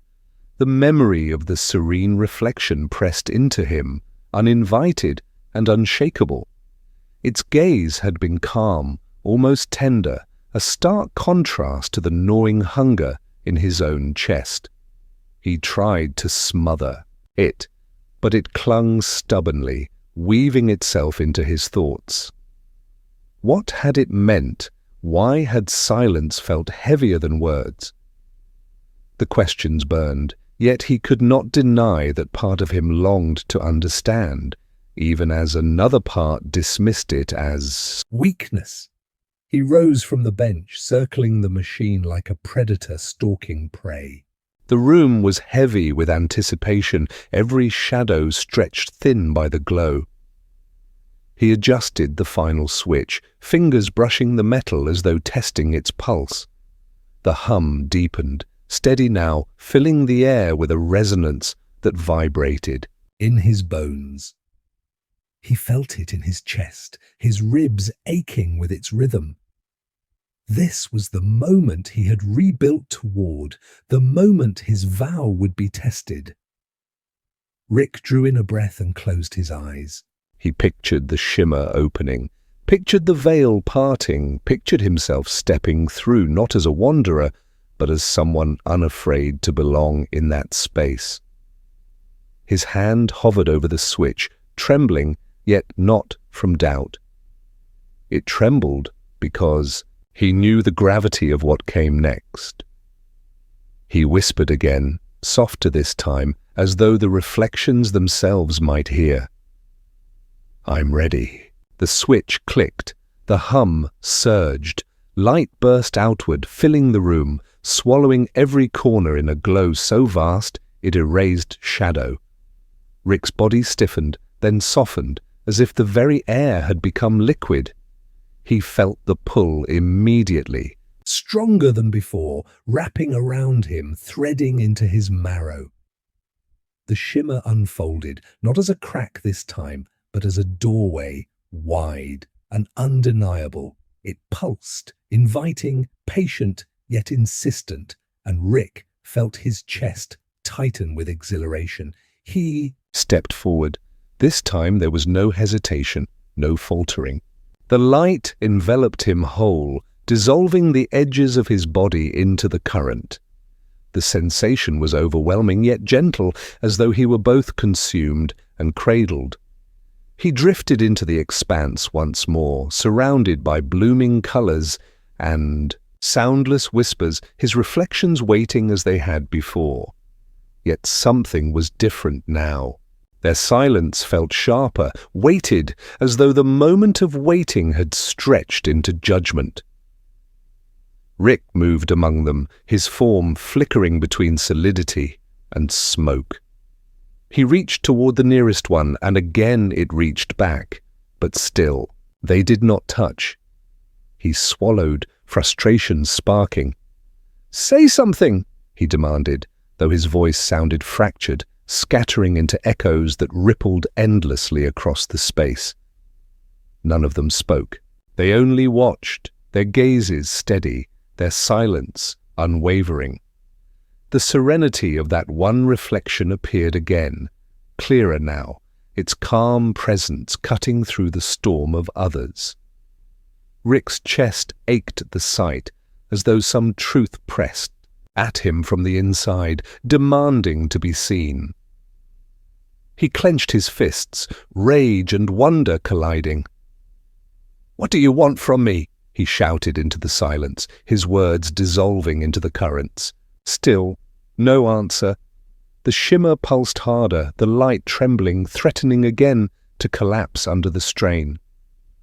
Rick felt the pull begin to shift, not backward this time, but deeper inward, tugging him toward a center he could not yet see. Steadied himself, teeth gritted, eyes burning with resolve. If the silence would not break, then he would break it. He would go further than before, no matter the cost. And with that, Rick pushed forward, deeper into the shimmering expanse, surrendering to its pull. Rick felt the pull intensify as the shimmer folded around him, drawing him further into its core. The expanse shifted with every step, no longer the scattered brilliance of before, but a deepening tunnel of light and shadow, alive with murmurs that brushed against his skin like unseen fingertips. His reflections trailed him, some dissolving into smoke, others sharpening into forms that mirrored his every twitch, every hesitation.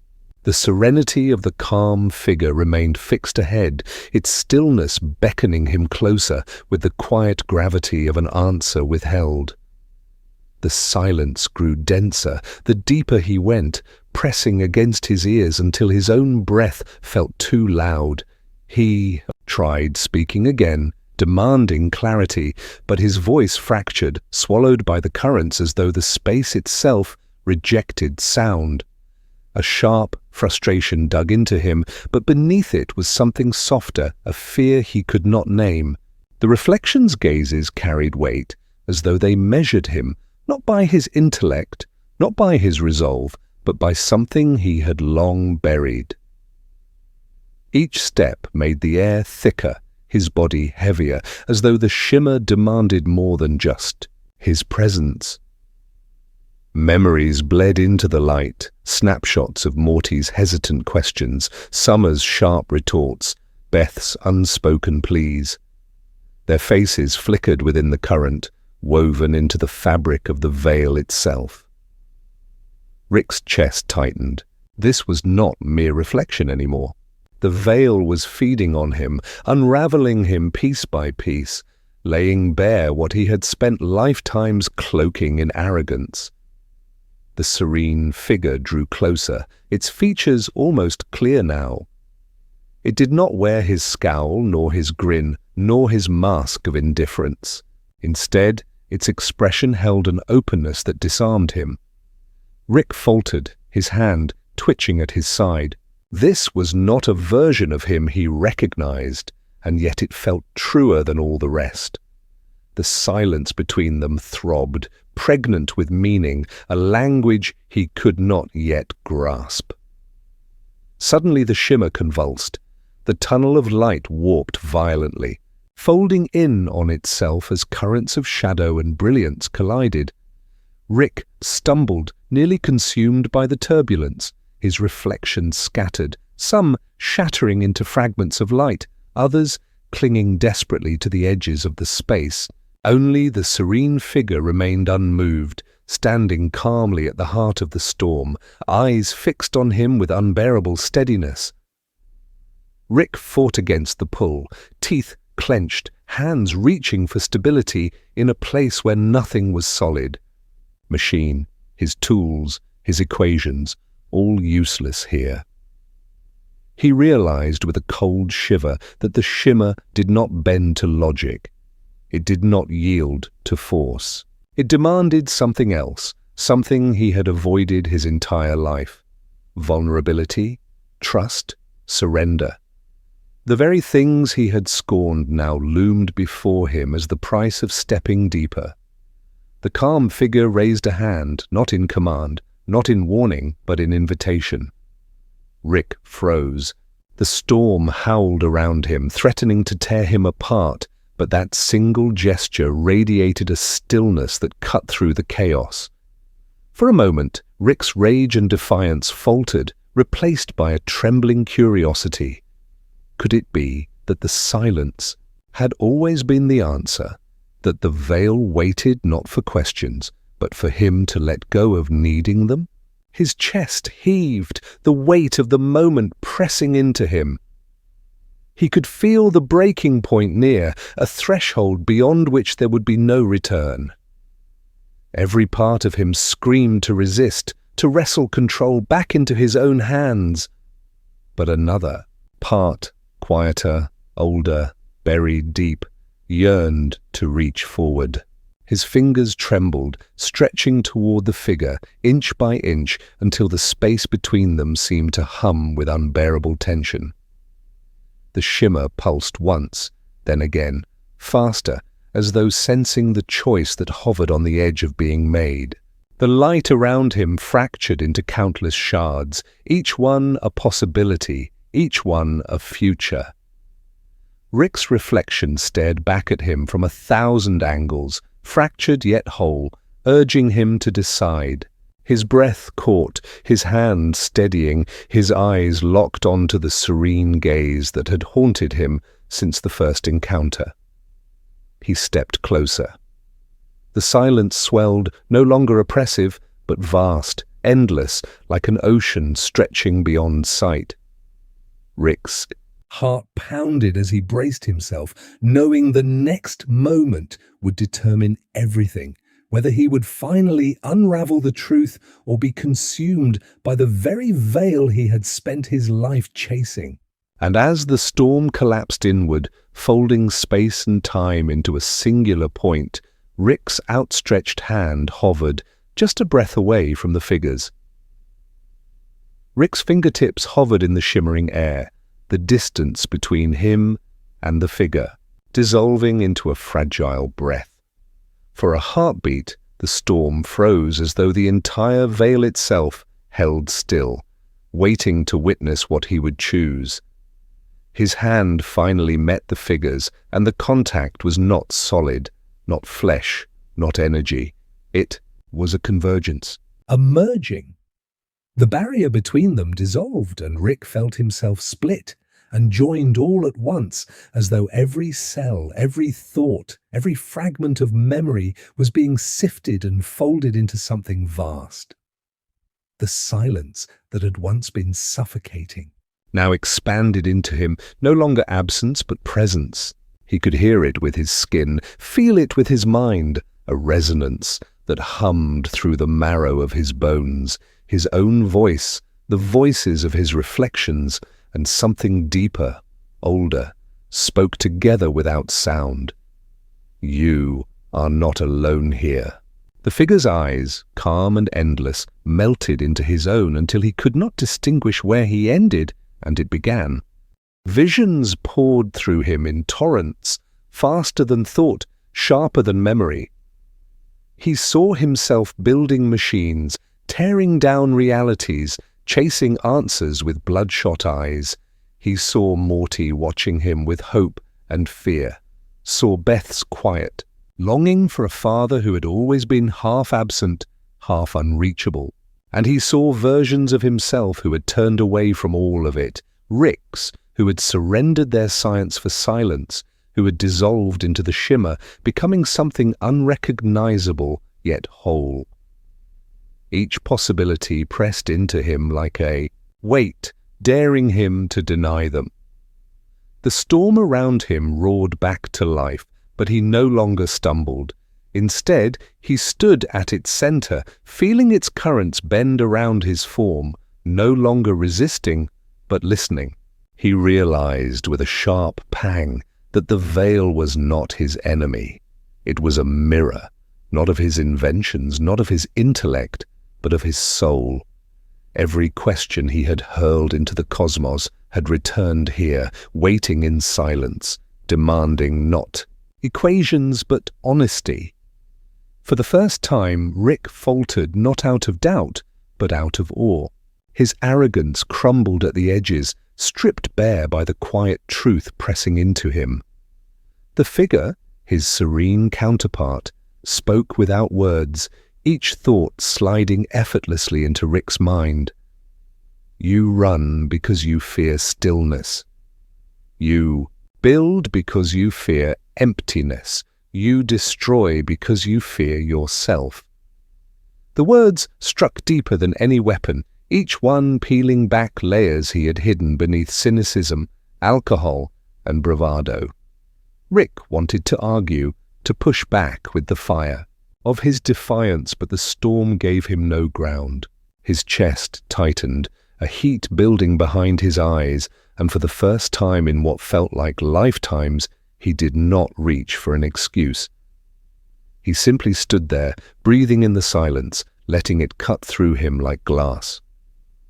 His body trembled under the weight of realization, yet there was a strange release in it, like shackles loosening after years of wear.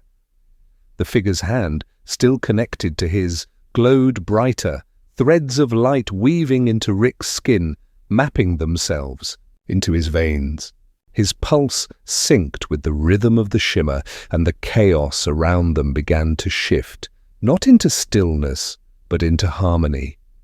The storm was not calming, it was reorganizing, reshaping itself around his acceptance. He could feel it bending, opening, preparing to reveal what lay beyond. And yet, as the brilliance reached its peak, a fracture rippled through the veil, sharp and violent. Shadows burst outward like cracks in glass, cutting through the harmony. The figure's grip tightened, steady but urgent, as if warning him. The shimmer screamed without sound, a frequency so raw it rattled his very core.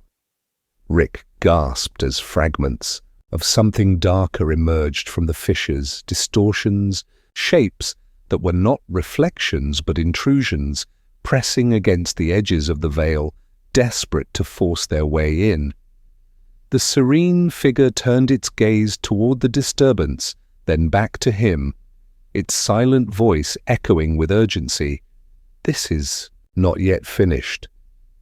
You have opened the path, but others will seek to claim it. Rick's breath caught, his heart pounding as the shadows writhed closer, their forms twisting like predators circling prey. The storm shifted again, no longer just his trial, but a battleground. He realized then that touching the figure had not only revealed the truth of himself, it had unlocked something larger, something dangerous. The veil was no longer just a mirror. It was a threshold, and now forces beyond him hungered for entry. Rick's hand tightened, his jaw set as he braced himself. The choice he had made could not be undone, and the next step would decide not only his fate, but the fate of everything bound to the veil. The silence surged within him one last time, steadying him for what was to come as the shadows closed in with relentless force. The shadows writhed with a hunger Rick had never encountered before. They were not like him, not reflections, not possibilities.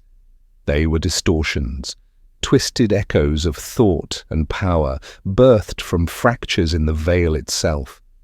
They pressed forward like predators slipping through a weakened gate, their forms shifting in and out of recognition, sometimes resembling faces, sometimes nothing but jagged voids.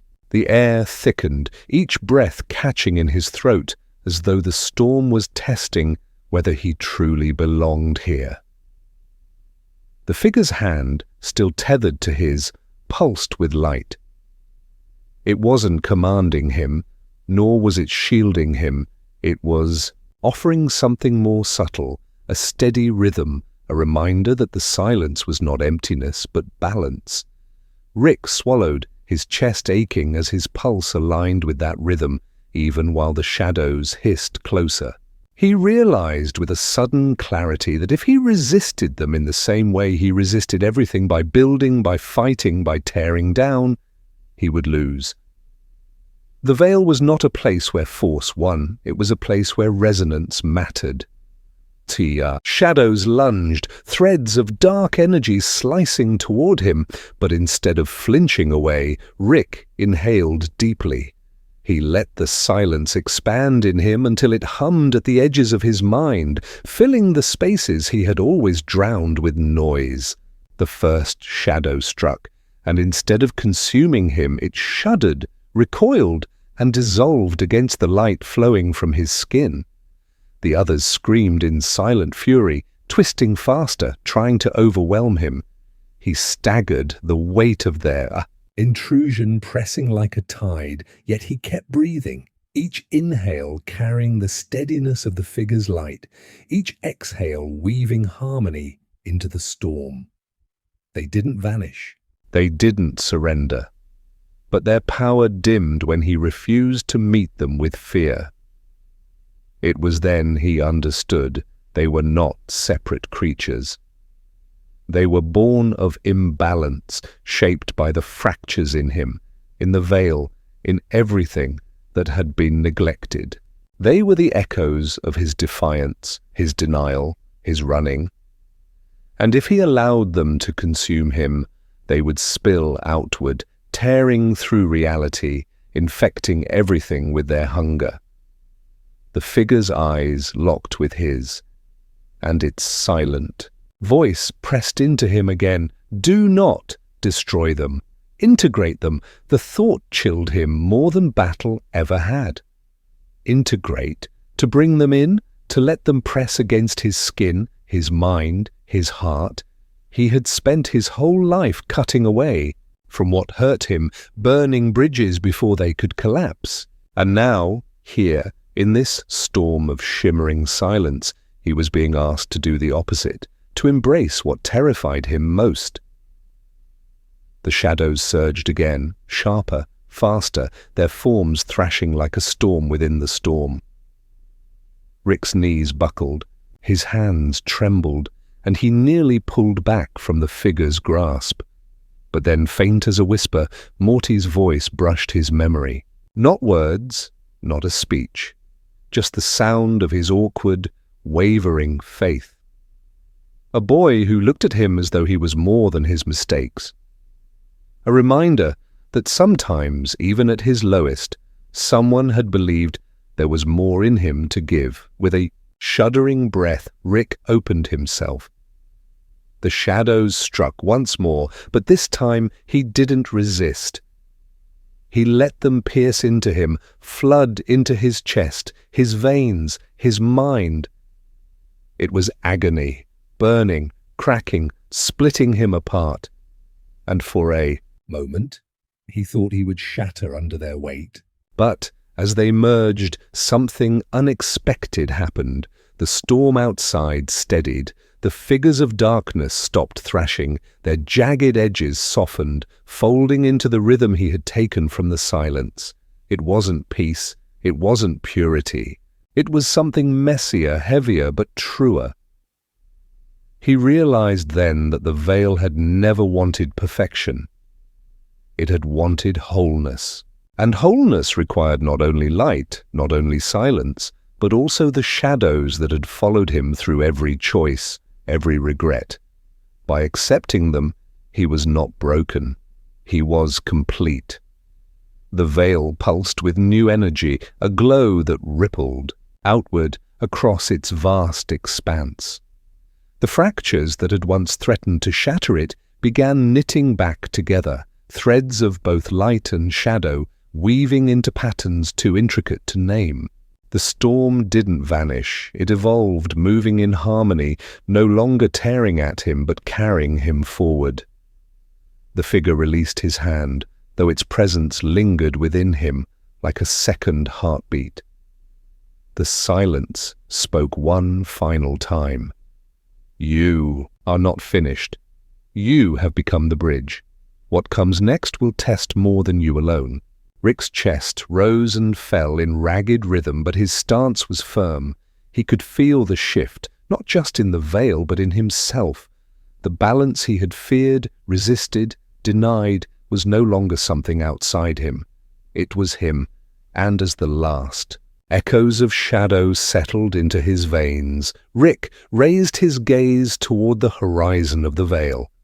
The light there trembled as though something vast and waiting had taken notice. What had begun as a personal reckoning had just widened into something greater, a step into a mystery that would demand everything he had left. Rick stood in the stillness that followed the storm, his breath uneven, his pulse still thrumming with the weight of what he had absorbed. The shadows no longer clung to him as enemies. They pulsed inside him like old scars that had finally been acknowledged, woven into his very being. The veil stretched before him, mended yet altered, its currents glowing with a new symmetry that seemed to carry his own heartbeat through its expanse. For the first time since he had stepped into this strange realm, he did not feel like an intruder. He felt like a part of it, as though the storm had been waiting for him all along.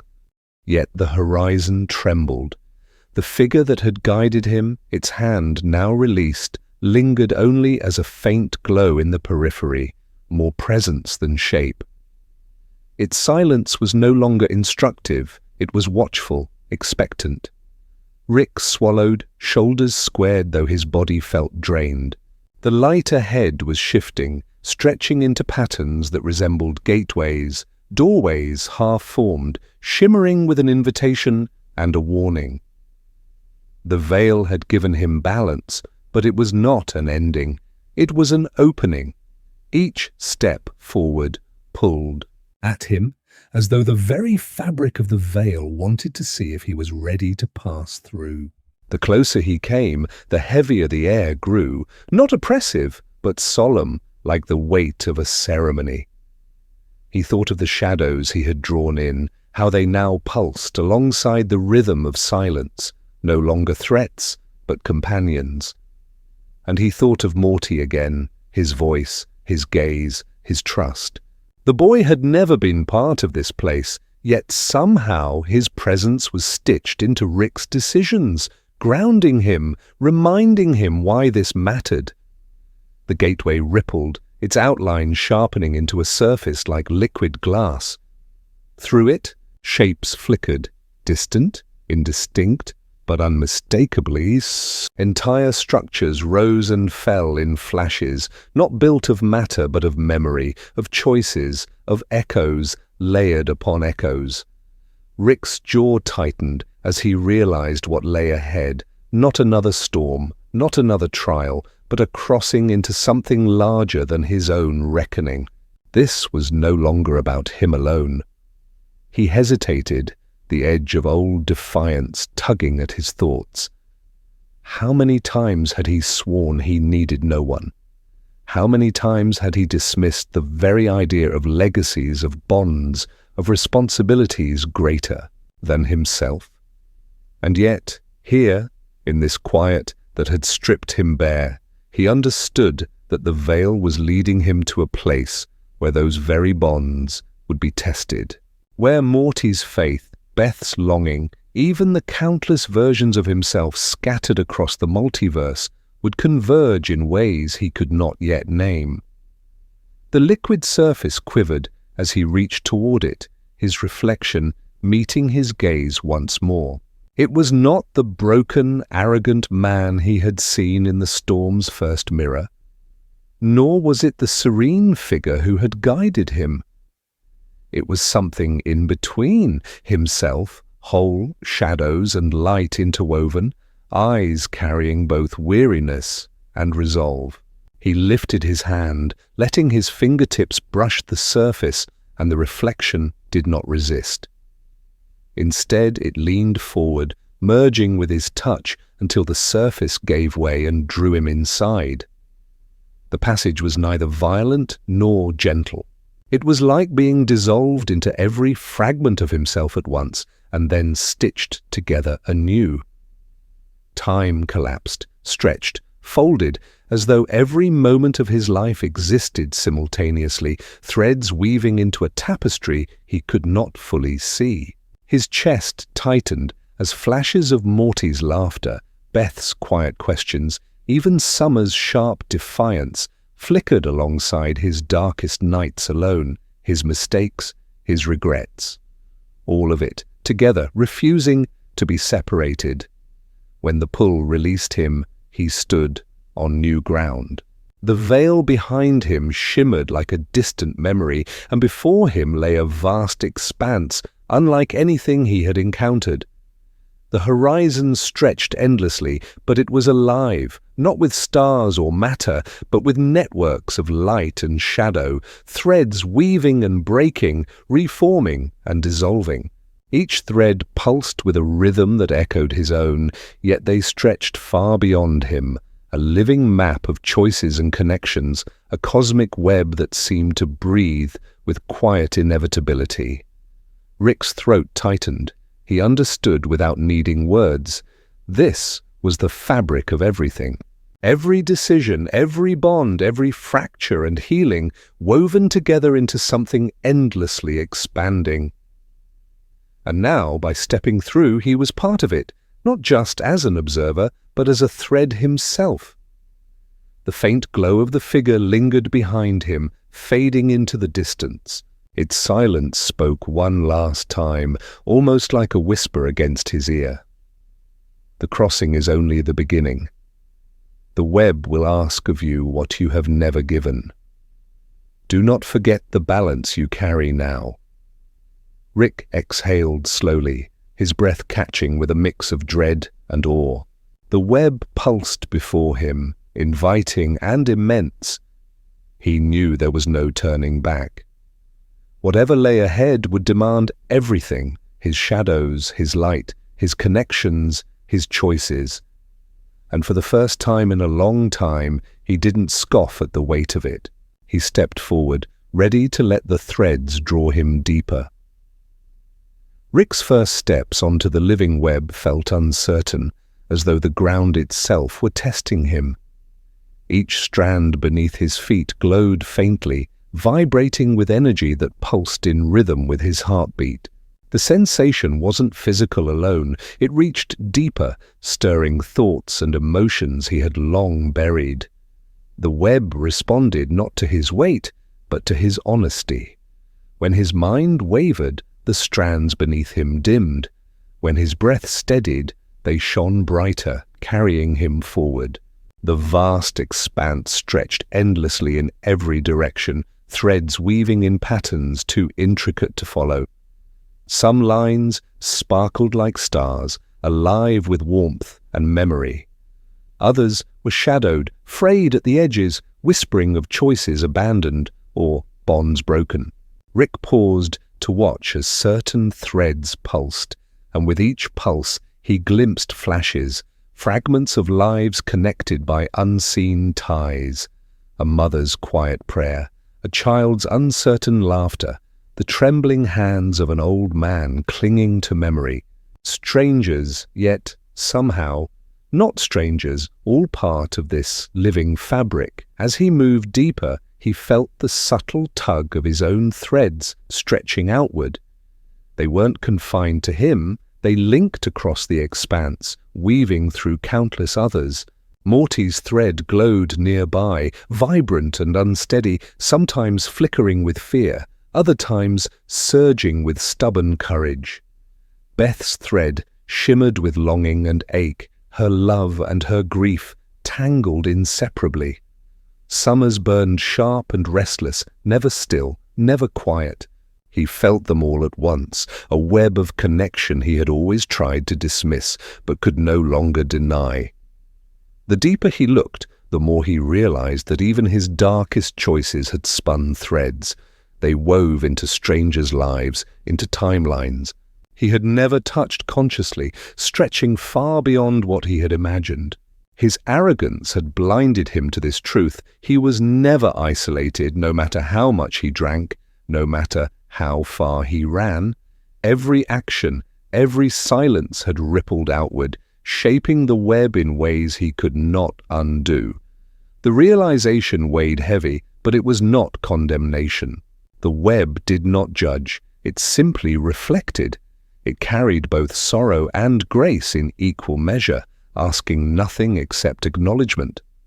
Rick's chest tightened as he felt the shadows within him pulse again, no longer writhing, but moving in harmony with the light. They too had a place in this fabric, weaving complexity rather than tearing it apart. He walked on, and the expanse shifted. Threads thickened, drawing together into a vast nexus ahead, where light and shadow braided in spirals that reached higher than sight. As he neared, the air grew dense with presence, as though the countless lives within the web were gathering, waiting. His steps slowed, his breath shallower, but he pressed forward. The nexus pulsed with recognition. It wasn't just a convergence of threads, it was a convergence of will. When he reached its base, the glow engulfed him, and suddenly he wasn't standing at all. He was within the nexus, surrounded by countless voices, though none spoke with words. They hummed, vibrated, carried meaning through resonance. He felt them moving through him like rivers, memories, hopes, griefs, joys. It was overwhelming, yet strangely gentle, as though the web wanted him to feel its immensity without breaking under it. And then, within the resonance, a sharper pulse caught his attention. It was familiar, insistent. Morty's thread, vibrating with urgency, calling to him even here. Rick steadied himself, straining to follow the signal, but the nexus shifted in response, opening pathways of shimmering light and shadow. He realized then that this was not just revelation. It was choice. The web was offering him routes, connections he could follow, but it would not choose for him. The hum grew louder, threads vibrating in unison, waiting for his decision. Rick's hands curled into fists, his chest aching under the weight of everything he now carried. For once, he didn't reach for a machine, a gadget, a quick escape. He stood in silence, listening, letting the resonance guide him. The path was there, subtle but certain, woven with Morty's stubborn glow, with Beth's quiet strength, with the messy, unbreakable ties of family.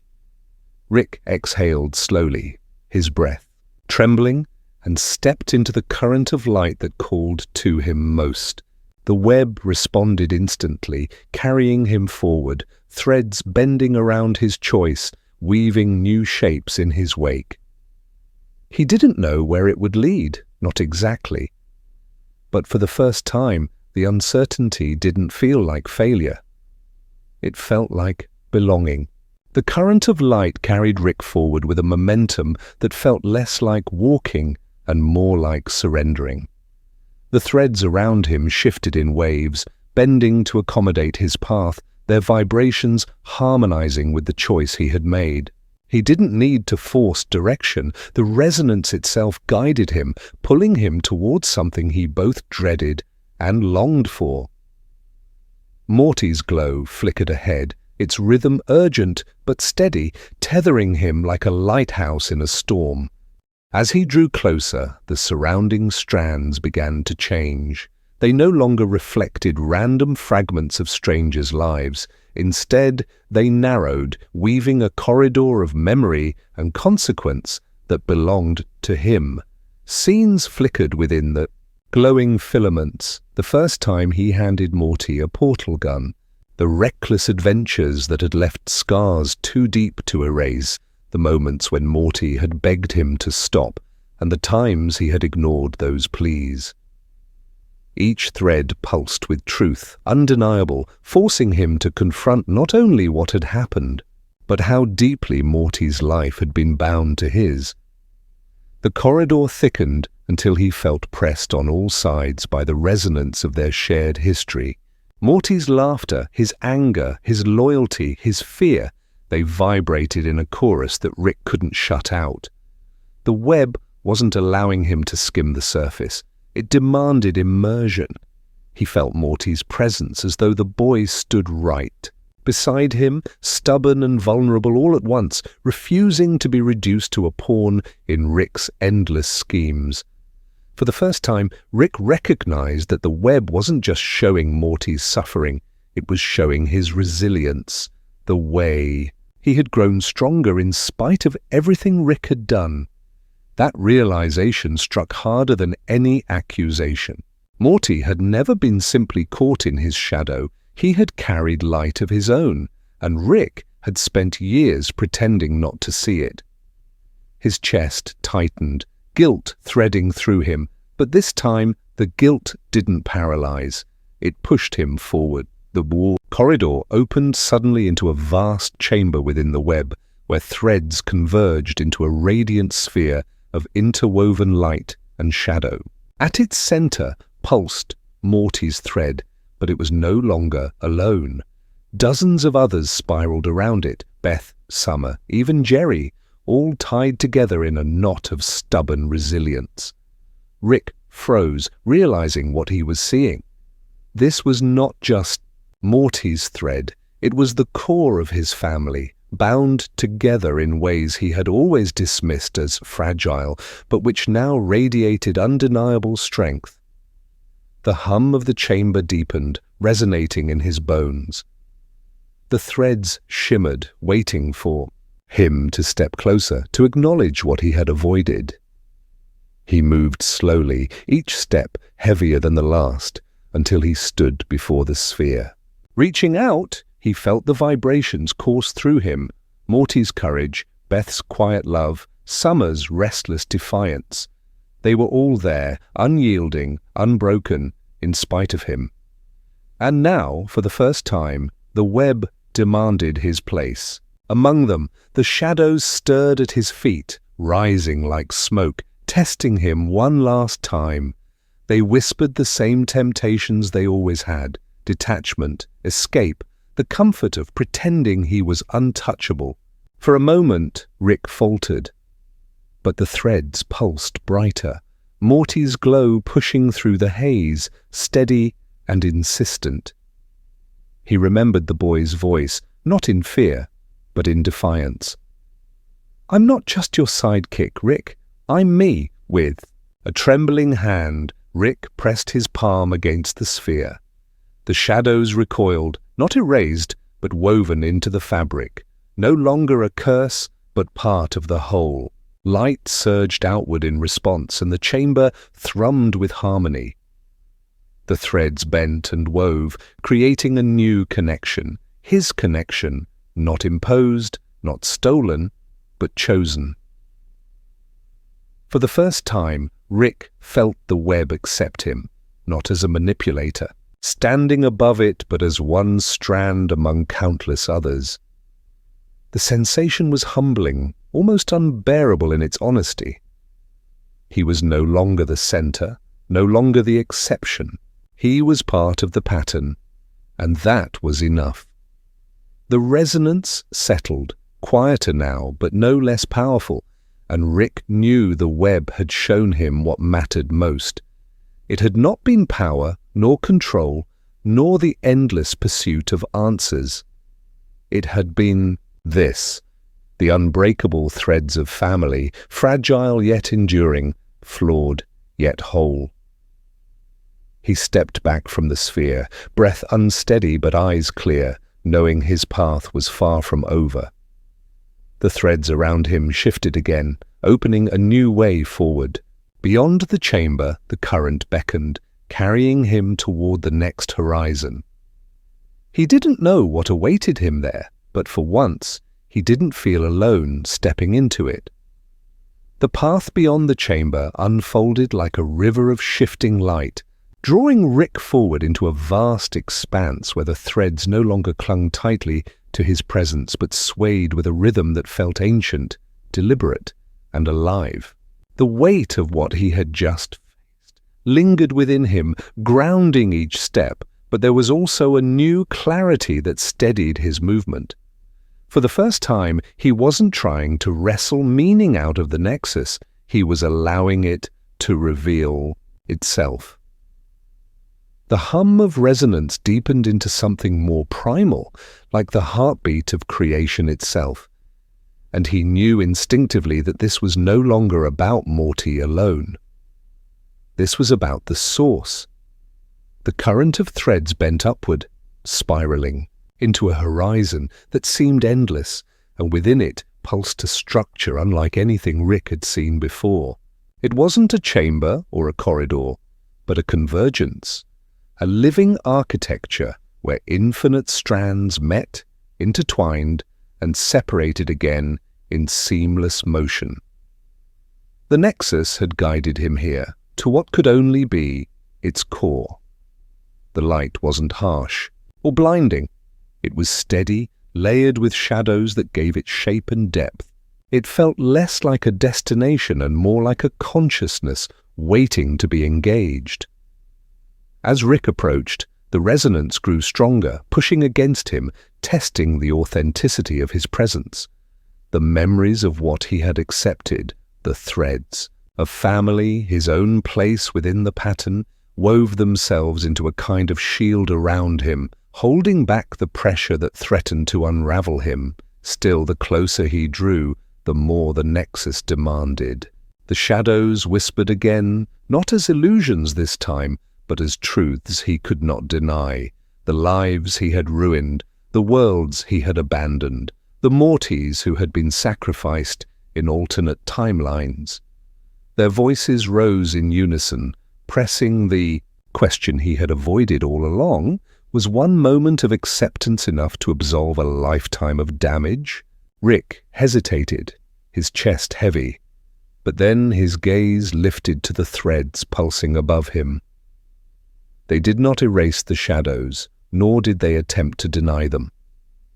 They wove around them, binding light and darkness into balance. He understood then that the Nexus wasn't offering absolution, it wasn't demanding perfection, it was asking for alignment, for him to accept the totality of what he was and still choose to stand within the pattern. He stepped forward and placed his hand upon the living architecture. The contact sent a surge of energy through him, not violent but overwhelming in its clarity. His vision expanded until he could see beyond the immediate weave, into the vast continuum of infinite Ricks and Mortys, infinite choices, infinite consequences. The weight of it threatened to crush him, yet within the immensity he saw something profoundly simple. Despite the endless variation, there was always a point where threads converged, a stubborn insistence on connection, on meaning, on choice. The Nexus responded to his realization. Threads bent and shifted, weaving around him with precision, binding his presence into the larger whole. He wasn't at the center. There was no true center. But he was integrated, no longer drifting outside the pattern. The hum of resonance changed, no longer testing but harmonizing, as though acknowledging his place. But as the light settled, Rick became aware of a new presence within the weave. Not Morty's, not Beth's, not any family tether he recognized. This was something deeper, older, vast and patient. It wasn't the Nexus itself, but something behind it, the architect of the design, or perhaps the embodiment of the principle, that held it all together. Its awareness brushed against his own, neither hostile nor welcoming, simply immense. For the first time in his life, Rick felt small, not in weakness, but in scale. The presence didn't speak in words. It resonated, and the resonance shaped itself into meaning. You are within the weave, but the weave is not yet within you. The phrase echoed in his mind, cryptic yet precise, leaving no room for misunderstanding. Acceptance was only the beginning. The real test lay ahead, one that would require more than understanding or guilt. It would require transformation. The threads pulsed again, this time drawing back, creating a narrow path that spiraled upward into the unknown. The presence lingered like a silent witness, neither urging nor restraining, as though the choice was his alone. Rick's jaw tightened, but his feet moved almost instinctively, carrying him toward the path. For the first time, there was no sense of compulsion, no manipulation. This was his decision, whether to walk deeper into the weave or turn back into the safety of what he already knew. He did not pause. He followed the path upward, each step steady, the hum of the nexus fading into a deeper silence that was somehow more powerful. The horizon stretched, the light shifted, and he felt the air thicken with something unnameable. He was stepping into a place few, if any, had reached, a place where even the nexus bent in deference. And with each step, he understood. The next horizon was not about what he could take from the web, nor what he could prove to himself. It was about what he was willing to give. Rick ascended along the spiraling path, the silence thickening around him until it pressed like a weight on his chest.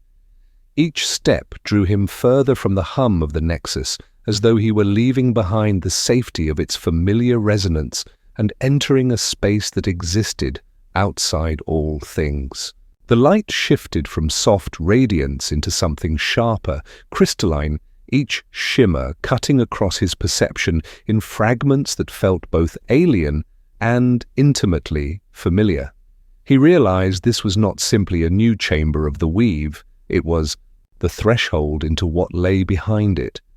The threads below grew faint, no longer the dominant reality, but a tapestry he now viewed from above. For the first time, Rick saw their fragility, how easily they could fray and collapse, how tenuous even the most intricate designs truly were. The realization carved deep into him.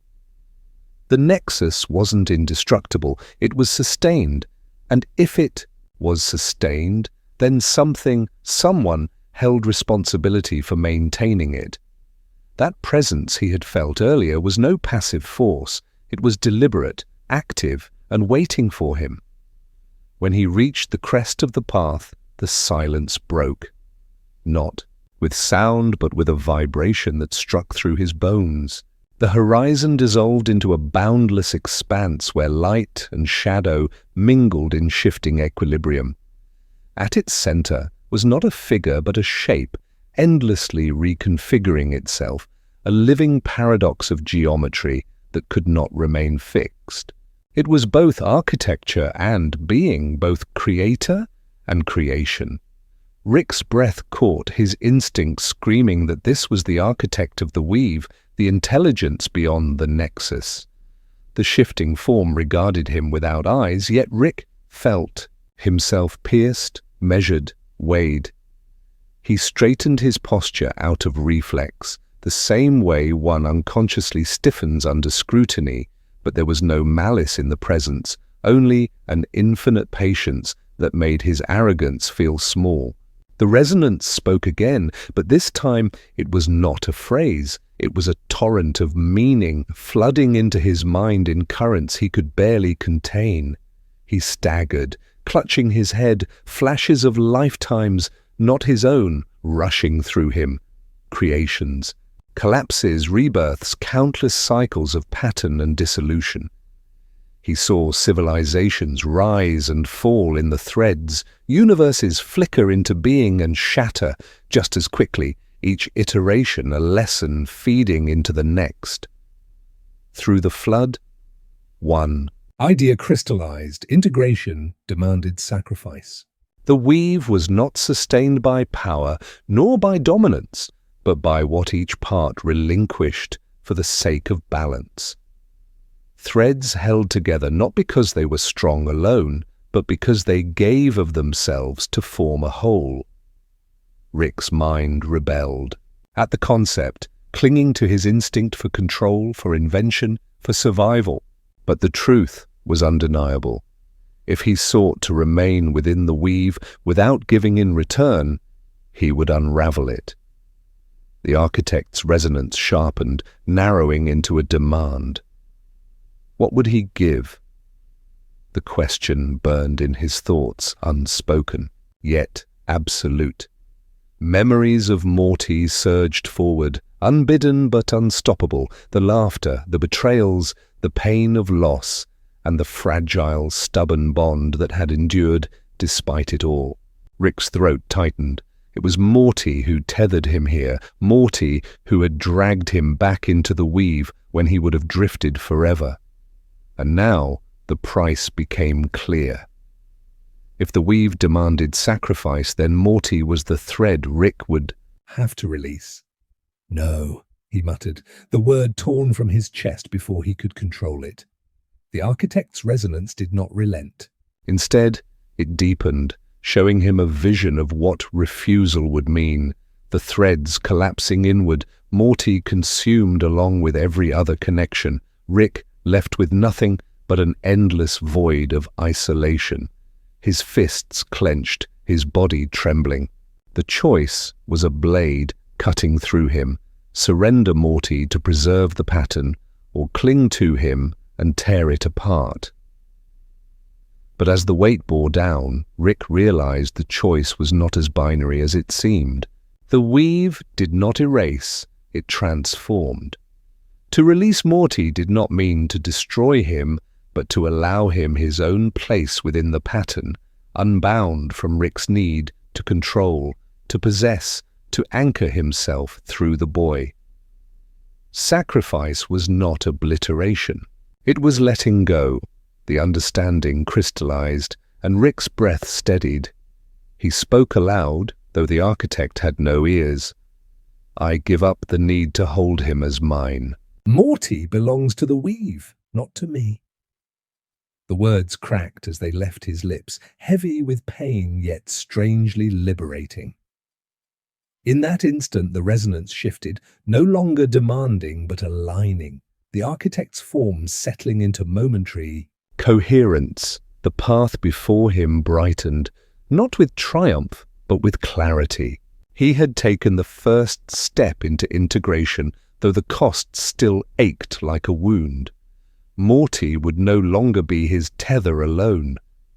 Rick had to walk the next horizon without that anchor, trusting the weave itself to bind them as it willed.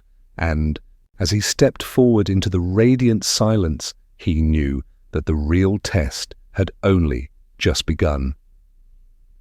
Rick's step into the radiant silence did not feel like walking forward so much as dissolving into another layer of being.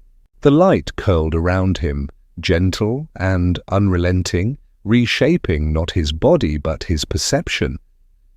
It was as if the architect's demand had not only tested him, but rewritten the very way he held his place in the weave. The threads he once saw as external strands were now within him, humming faintly in his veins, each pulse a reminder of the sacrifice he had made. Morty was no longer his anchor. That truth pressed on him like a phantom ache, the absence of a tether that had steadied him for so long. The silence stretched, until he almost doubted he still existed, but then the weave shifted. A shimmer unfurled in the distance, not a path, this time but a reflection, hazy, delicate, and rippling like water, disturbed by a quiet breath. Rick squinted, uneasy, because the image that coalesced within the shimmer was Morty. Not the boy at his side, but Morty as if seen through time itself. Older, calmer, carrying a weight in his eyes Rick recognized with painful immediacy.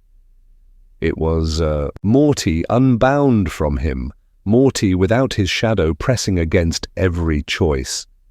Rick's throat tightened. He wanted to reach out, to grab hold of the vision, but the threads within him vibrated with warning. To cling was to fracture.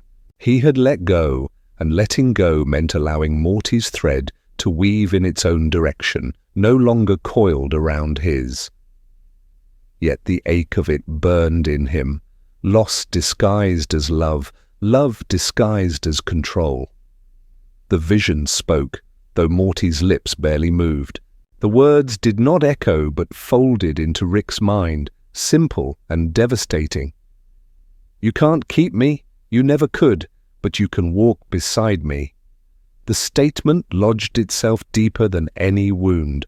Rick had lived so much of his life trying to shield, to shape, to bind others to him because he feared the emptiness without them.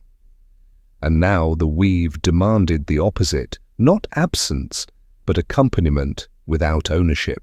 The vision of Morty began to fade, not with finality but with quiet assurance, dissolving back into the radiant fabric until only the threads remained, humming softly within the silence. Rick exhaled, though he hadn't realized he was holding his breath. The architect's presence lingered at the edges, neither approving nor condemning, simply witnessing. That patience reminded him again of the truth. The weave endured because it was not forced. Every thread gave itself freely, no demand, but no denial either. As he absorbed this, the space shifted again. The radiant silence drew taut, condensing into a horizon of starlight. Each star pulsed in rhythm with the threads inside him, and Rick realized they were not stars at all, but lives, entire existences flickering across the weave. Their glow pressed against him, familiar and strange, until one shimmered brighter than the rest. It tugged at him with a quiet insistence. He recognized it not as Morty this time, but as himself. His own thread was woven there, luminous, fragile, vulnerable in ways he had never allowed himself to admit. He reached toward it, his hand trembling, and for a brief, aching moment he saw himself as the weave saw him, not the scientist, not the cynic, not the god who believed he could manipulate Everything. He was only a thread, one among billions, essential and insignificant all at once. The realization cracked through him, and with it came something he hadn't felt in decades: humility. The horizon breathed, stars pulsing in unison, and Rick felt the architect's resonance return, no longer demanding but offering. He had been measured, and though the cost lingered, he was not broken by it. Instead, the weave invited him deeper toward the place where integration was not just choice, but belonging. He hesitated at the edge, knowing the step would change him forever. And yet, for the first time, the fear of change did not feel like an enemy. It felt like a door. And so, with the ache of Morty's absence still burning in him, Rick stepped forward once more into the living light that waited to weave him whole. The deep, living light closed around Rick as he stepped forward, not engulfing, but enveloping, like warm water rising until it carried him entirely. For a moment he panicked, thrashing against the sensation of dissolving, but the threads within him pulsed in steady rhythm, guiding him to release his resistance. He let go, and instead of drowning, he floated. The weave did not consume him. It absorbed him, drawing his essence into its vast, unbroken harmony. He felt his boundaries blur, the hard shell of self softening until he was both Rick and not Rick. Every memory, every decision, every jagged edge of his past drifted outward, no longer secrets trapped inside, but patterns revealed within the whole. His mistakes burned brightly, scars across the weave, yet they did not condemn him. They were integrated, part of the larger design that stretched beyond his understanding. For the first time, his flaws were not burdens to erase, but threads with purpose. As he surrendered to the current, images flooded through him, not visions forced upon him, but echoes of the lives he had touched. He saw Beth as a child, her small hands tugging at his sleeve, her voice fragile with longing. He saw Summer's defiance, her strength carved from the fractures of her family. He saw Morty, always Morty, standing beside him in terror, in laughter, in aching silence. Each memory shimmered in the weave, not isolated but connected, their threads woven into countless others. Rick realized he had never been walking alone, no matter how fiercely he had convinced himself otherwise. The deeper he sank, the more the silence changed. It was no longer absence, but a chorus too vast to hear with ordinary senses. Every thread sang, each life carrying its own note, and together they formed a music that stretched across eternity. Rick's pulse aligned with it, and though he wanted to cling to his individuality, he could not deny the peace that came from being part of something greater. It was not erasure, it was belonging. And yet beneath the harmony, a tension stirred. The weave pulsed, bright and steady, but Rick could feel fractures, subtle but spreading. The threads strained under the weight of imbalance, not from him alone, but from countless beings across the pattern. His surrender had steadied one fracture, but there were others, too many to count. The architect had shown him the cost, but now the weave revealed the burden. The balance was fragile, and it required not a single sacrifice, but continual ones. The realization pressed heavy on him. To belong was not to rest, but to take responsibility. Not by ruling, not by controlling, but by giving. His instinct bristled against it, the old habit screaming that power was protection, that control was survival. Yet the chorus around him whispered otherwise, gentle and unyielding. Balance was not built on dominance, it was built on trust. The light deepened, and from its core, Rick felt Morty's thread vibrate faintly. Not his vision, not a tether, but Morty as he truly was, alive, separate, free, yet woven close enough that their resonance touched. The ache returned, sharp and raw, but this time it was softened by something new. Faith. Morty's path was his own, but their threads would still cross in ways Rick could not dictate, but could finally accept.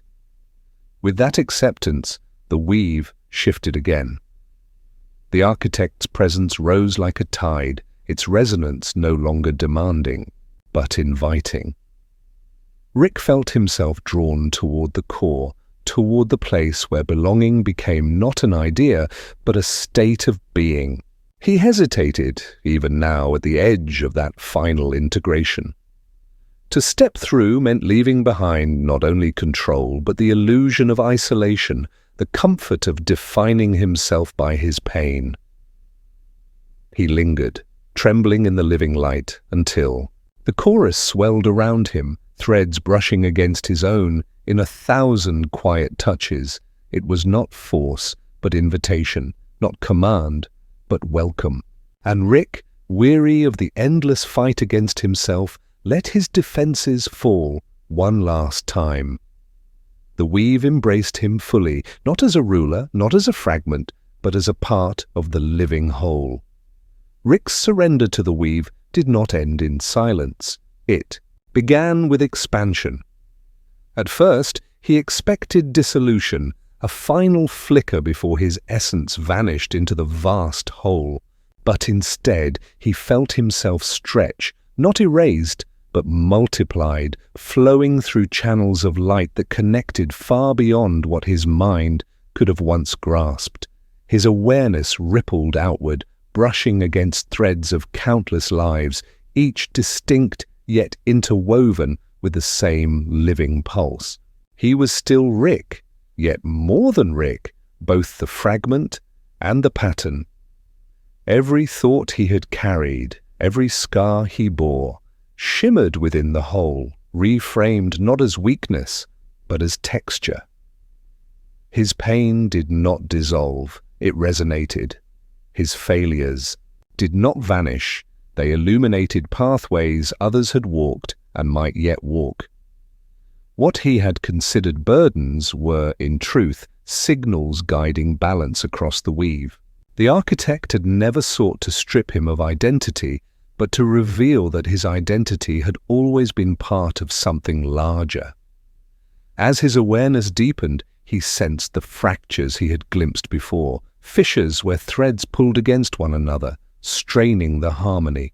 Some were small, born of forgotten lives, others spanned like jagged scars, threatening to unravel entire sections of the weave. They pulsed like wounds, spreading their imbalance outward. Rick felt them tugging, whispering with voices of desperation, hunger, fear. Each one was a choice unhealed, a rift left untended. He recognized the shape of his own in them, and for the first time he saw how his existence was both symptom and salve. The chorus of threads shifted, no longer a distant harmony, but a call rising through him. Balance was not static. It was maintained by continual integration, by beings willing to bear their flaws honestly into the whole. Rick felt the burden press against him, heavier than anything he had carried before. His old self snarled at the thought of responsibility, at the endlessness of it. But beneath the weight, another truth pulsed. He was not alone. No thread carried balance by itself. The harmony was collective. Then Morty's resonance flared again, brighter, closer. Rick's awareness followed instinctively, tracing the familiar vibration through the weave. He found it, fragile yet unbroken, pulsing with a rhythm of its own. Morty was not here in the core, not dissolved into the whole, but his thread glowed with the stubborn resilience Rick knew too well. For an instant, their notes intertwined, resonating in a way that filled the fractures around them with a fleeting stability. Rick realized Morty's presence was not an echo. It was active, alive, somewhere beyond the weave's center. The revelation struck him. His journey into belonging was not meant to sever him from Morty, but to change how he carried that connection. Clinging had strained them both, but resonance, trust, could strengthen the weave itself. The thought terrified him because it demanded more than sacrifice. It demanded faith. As this understanding settled, the architect's presence rose once more, not as a towering force, but as a current moving through him. Its voice was no longer external, but intertwined with the chorus. Balance is not kept by stillness. It is lived in every choice. Rick felt the truth vibrate through his essence, a reminder that integration was not the end of action, but the beginning of responsibility. He drifted deeper into the weave, watching as light gathered around. The fractures like healing tissue. He sensed other beings stepping into their own resonance, carrying their scars forward, adding to the chorus. The balance was fragile but alive, not a finished state, but a constant unfolding. He was part of that unfolding now, a single thread, bound to countless others. Yet as the harmony steadied, a faint tremor echoed across the weave, subtle but undeniable. Something pressed at its edges, not a fracture from within, but a force intruding from beyond.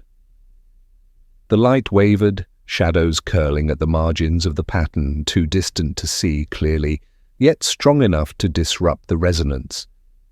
Rick felt the threads tighten, bracing against the disturbance, but the strain rippled outward, threatening to spread. For the first time since surrendering, fear stirred again, not of dissolving, not of losing himself, but of what waited outside the weave. His belonging was real, his resonance steady, but integration was not immunity.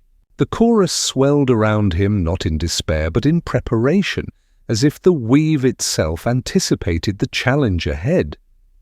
Rick understood then that his journey was not about finding rest in the whole. It was about standing within it when the balance was tested, and somewhere, faint but unyielding, Morty's thread pulsed in response, as if the boy already sensed what was coming. The tremor at the edge of the weave grew sharper, no longer a faint vibration, but a ripple of unease spreading through every thread. Rick felt it like a pressure against his essence, an intrusion that did not belong, a dissonance foreign to the harmony he had surrendered to. The chorus around him adjusted, voices rising in layered tones to stabilize the resonance, but the strain only deepened. It was as if something from outside the weave was clawing its way inward, testing the fabric for weakness. Rick's instinct to analyze, to quantify, surged. Old habits resurfaced. He wanted to know what it was, where it came from, how to fight it. But the weave was not a machine to dismantle, nor a problem to solve with brute intellect. His new awareness told him this disturbance was not mechanical, but existential, an intrusion of imbalance so pure it rejected integration outright. It carried no intent of belonging, only consumption. He traced its tremor through the network, sensing how threads nearest to it quivered with strain. They dimmed, flickered, some even unraveled into silence. The loss echoed through him, sharp and intimate. Each thread lost was not an abstraction. He felt the hollow left behind, as if a part of himself had been stripped away. The architect's presence flickered too, not in fear, but in solemn acknowledgement. This is what presses from beyond. Balance must be chosen, not assumed. Rick's thoughts locked onto Morty's resonance again. That stubborn pulse burned with an intensity that seemed untouched by the encroaching shadow, as though Morty existed in a liminal state within the weave's pattern yet anchored elsewhere. It steadied Rick, reminding him of the reason he had stepped into surrender at all. The boy's defiance, his refusal to fracture despite everything, was proof that resilience was possible even at the edge of collapse. The disturbance pressed harder, and for the first time Rick glimpsed a shape within it, not a form, but a distortion, a writhing knot of threads twisted together, rejecting harmony. It pulsed like a parasite, feeding on dissonance, thriving on unraveling. The weave bent against it, and Rick realized this was not just imbalance, it was anti-balance, an existence defined by separation. It did not want to belong, it wanted to sever. Fear surged, but alongside it came clarity. The old Rick would have recoiled, drowning the fear in cynicism or alcohol, pretending none of it mattered. But here, within the resonance, he felt something new. The fear was part of belonging. To deny it would be to fracture himself again. Instead, he let it pulse through him, folding into the harmony rather than resisting. And in that acceptance, his thread brightened, vibrating with steadier light. The chorus around him shifted, responding. It was as if the weave had been waiting for someone to bear the fear openly, to integrate it rather than hide it. Other threads followed, their voices quivering but strong. The light pulsed outward, pushing gently against the encroaching shadow. The parasite flinched, though it did not withdraw. Rick realized the fight was not about erasing the intruder, but about holding resonance against it, refusing to let dissonance define the pattern. Morty's thread pulsed again, harder this time, and Rick's awareness was pulled sharply toward it. He sensed something stirring in Morty, not just survival but resistance, a note rising that cut through the shadow's pressure like a blade. Rick almost laughed. It was so painfully Morty to still be scrappy, still pushing back, even against a force like this. But beneath the humor was something heavier, pride, and the recognition that Morty might be stronger than Rick had ever allowed himself to believe. The weave trembled again as the intrusion pressed deeper, shadows curling into the fractures that had yet to heal. Rick steadied himself, bracing not as an isolated fighter, but as a thread among countless others, each vibrating in defiance. he felt his role not as savior, but as part of the chorus. Yet his resonance mattered, and the choices he made now would ripple far beyond himself. The architect's presence whispered through him one final truth. Balance is never guaranteed. It must be lived, even at the edge of unraveling. Rick felt the words not as command, but as trust, a passing of responsibility into his hands. The shadow surged again, louder this time, and Rick knew the true test was beginning. The weave was holding, for now, but something told him this was only the first touch of what lay beyond. The real storm had not yet broken, and, somewhere, as if answering the unspoken dread, Morty's pulse flared bright enough to shake the weave itself, a signal calling Rick toward whatever was coming next.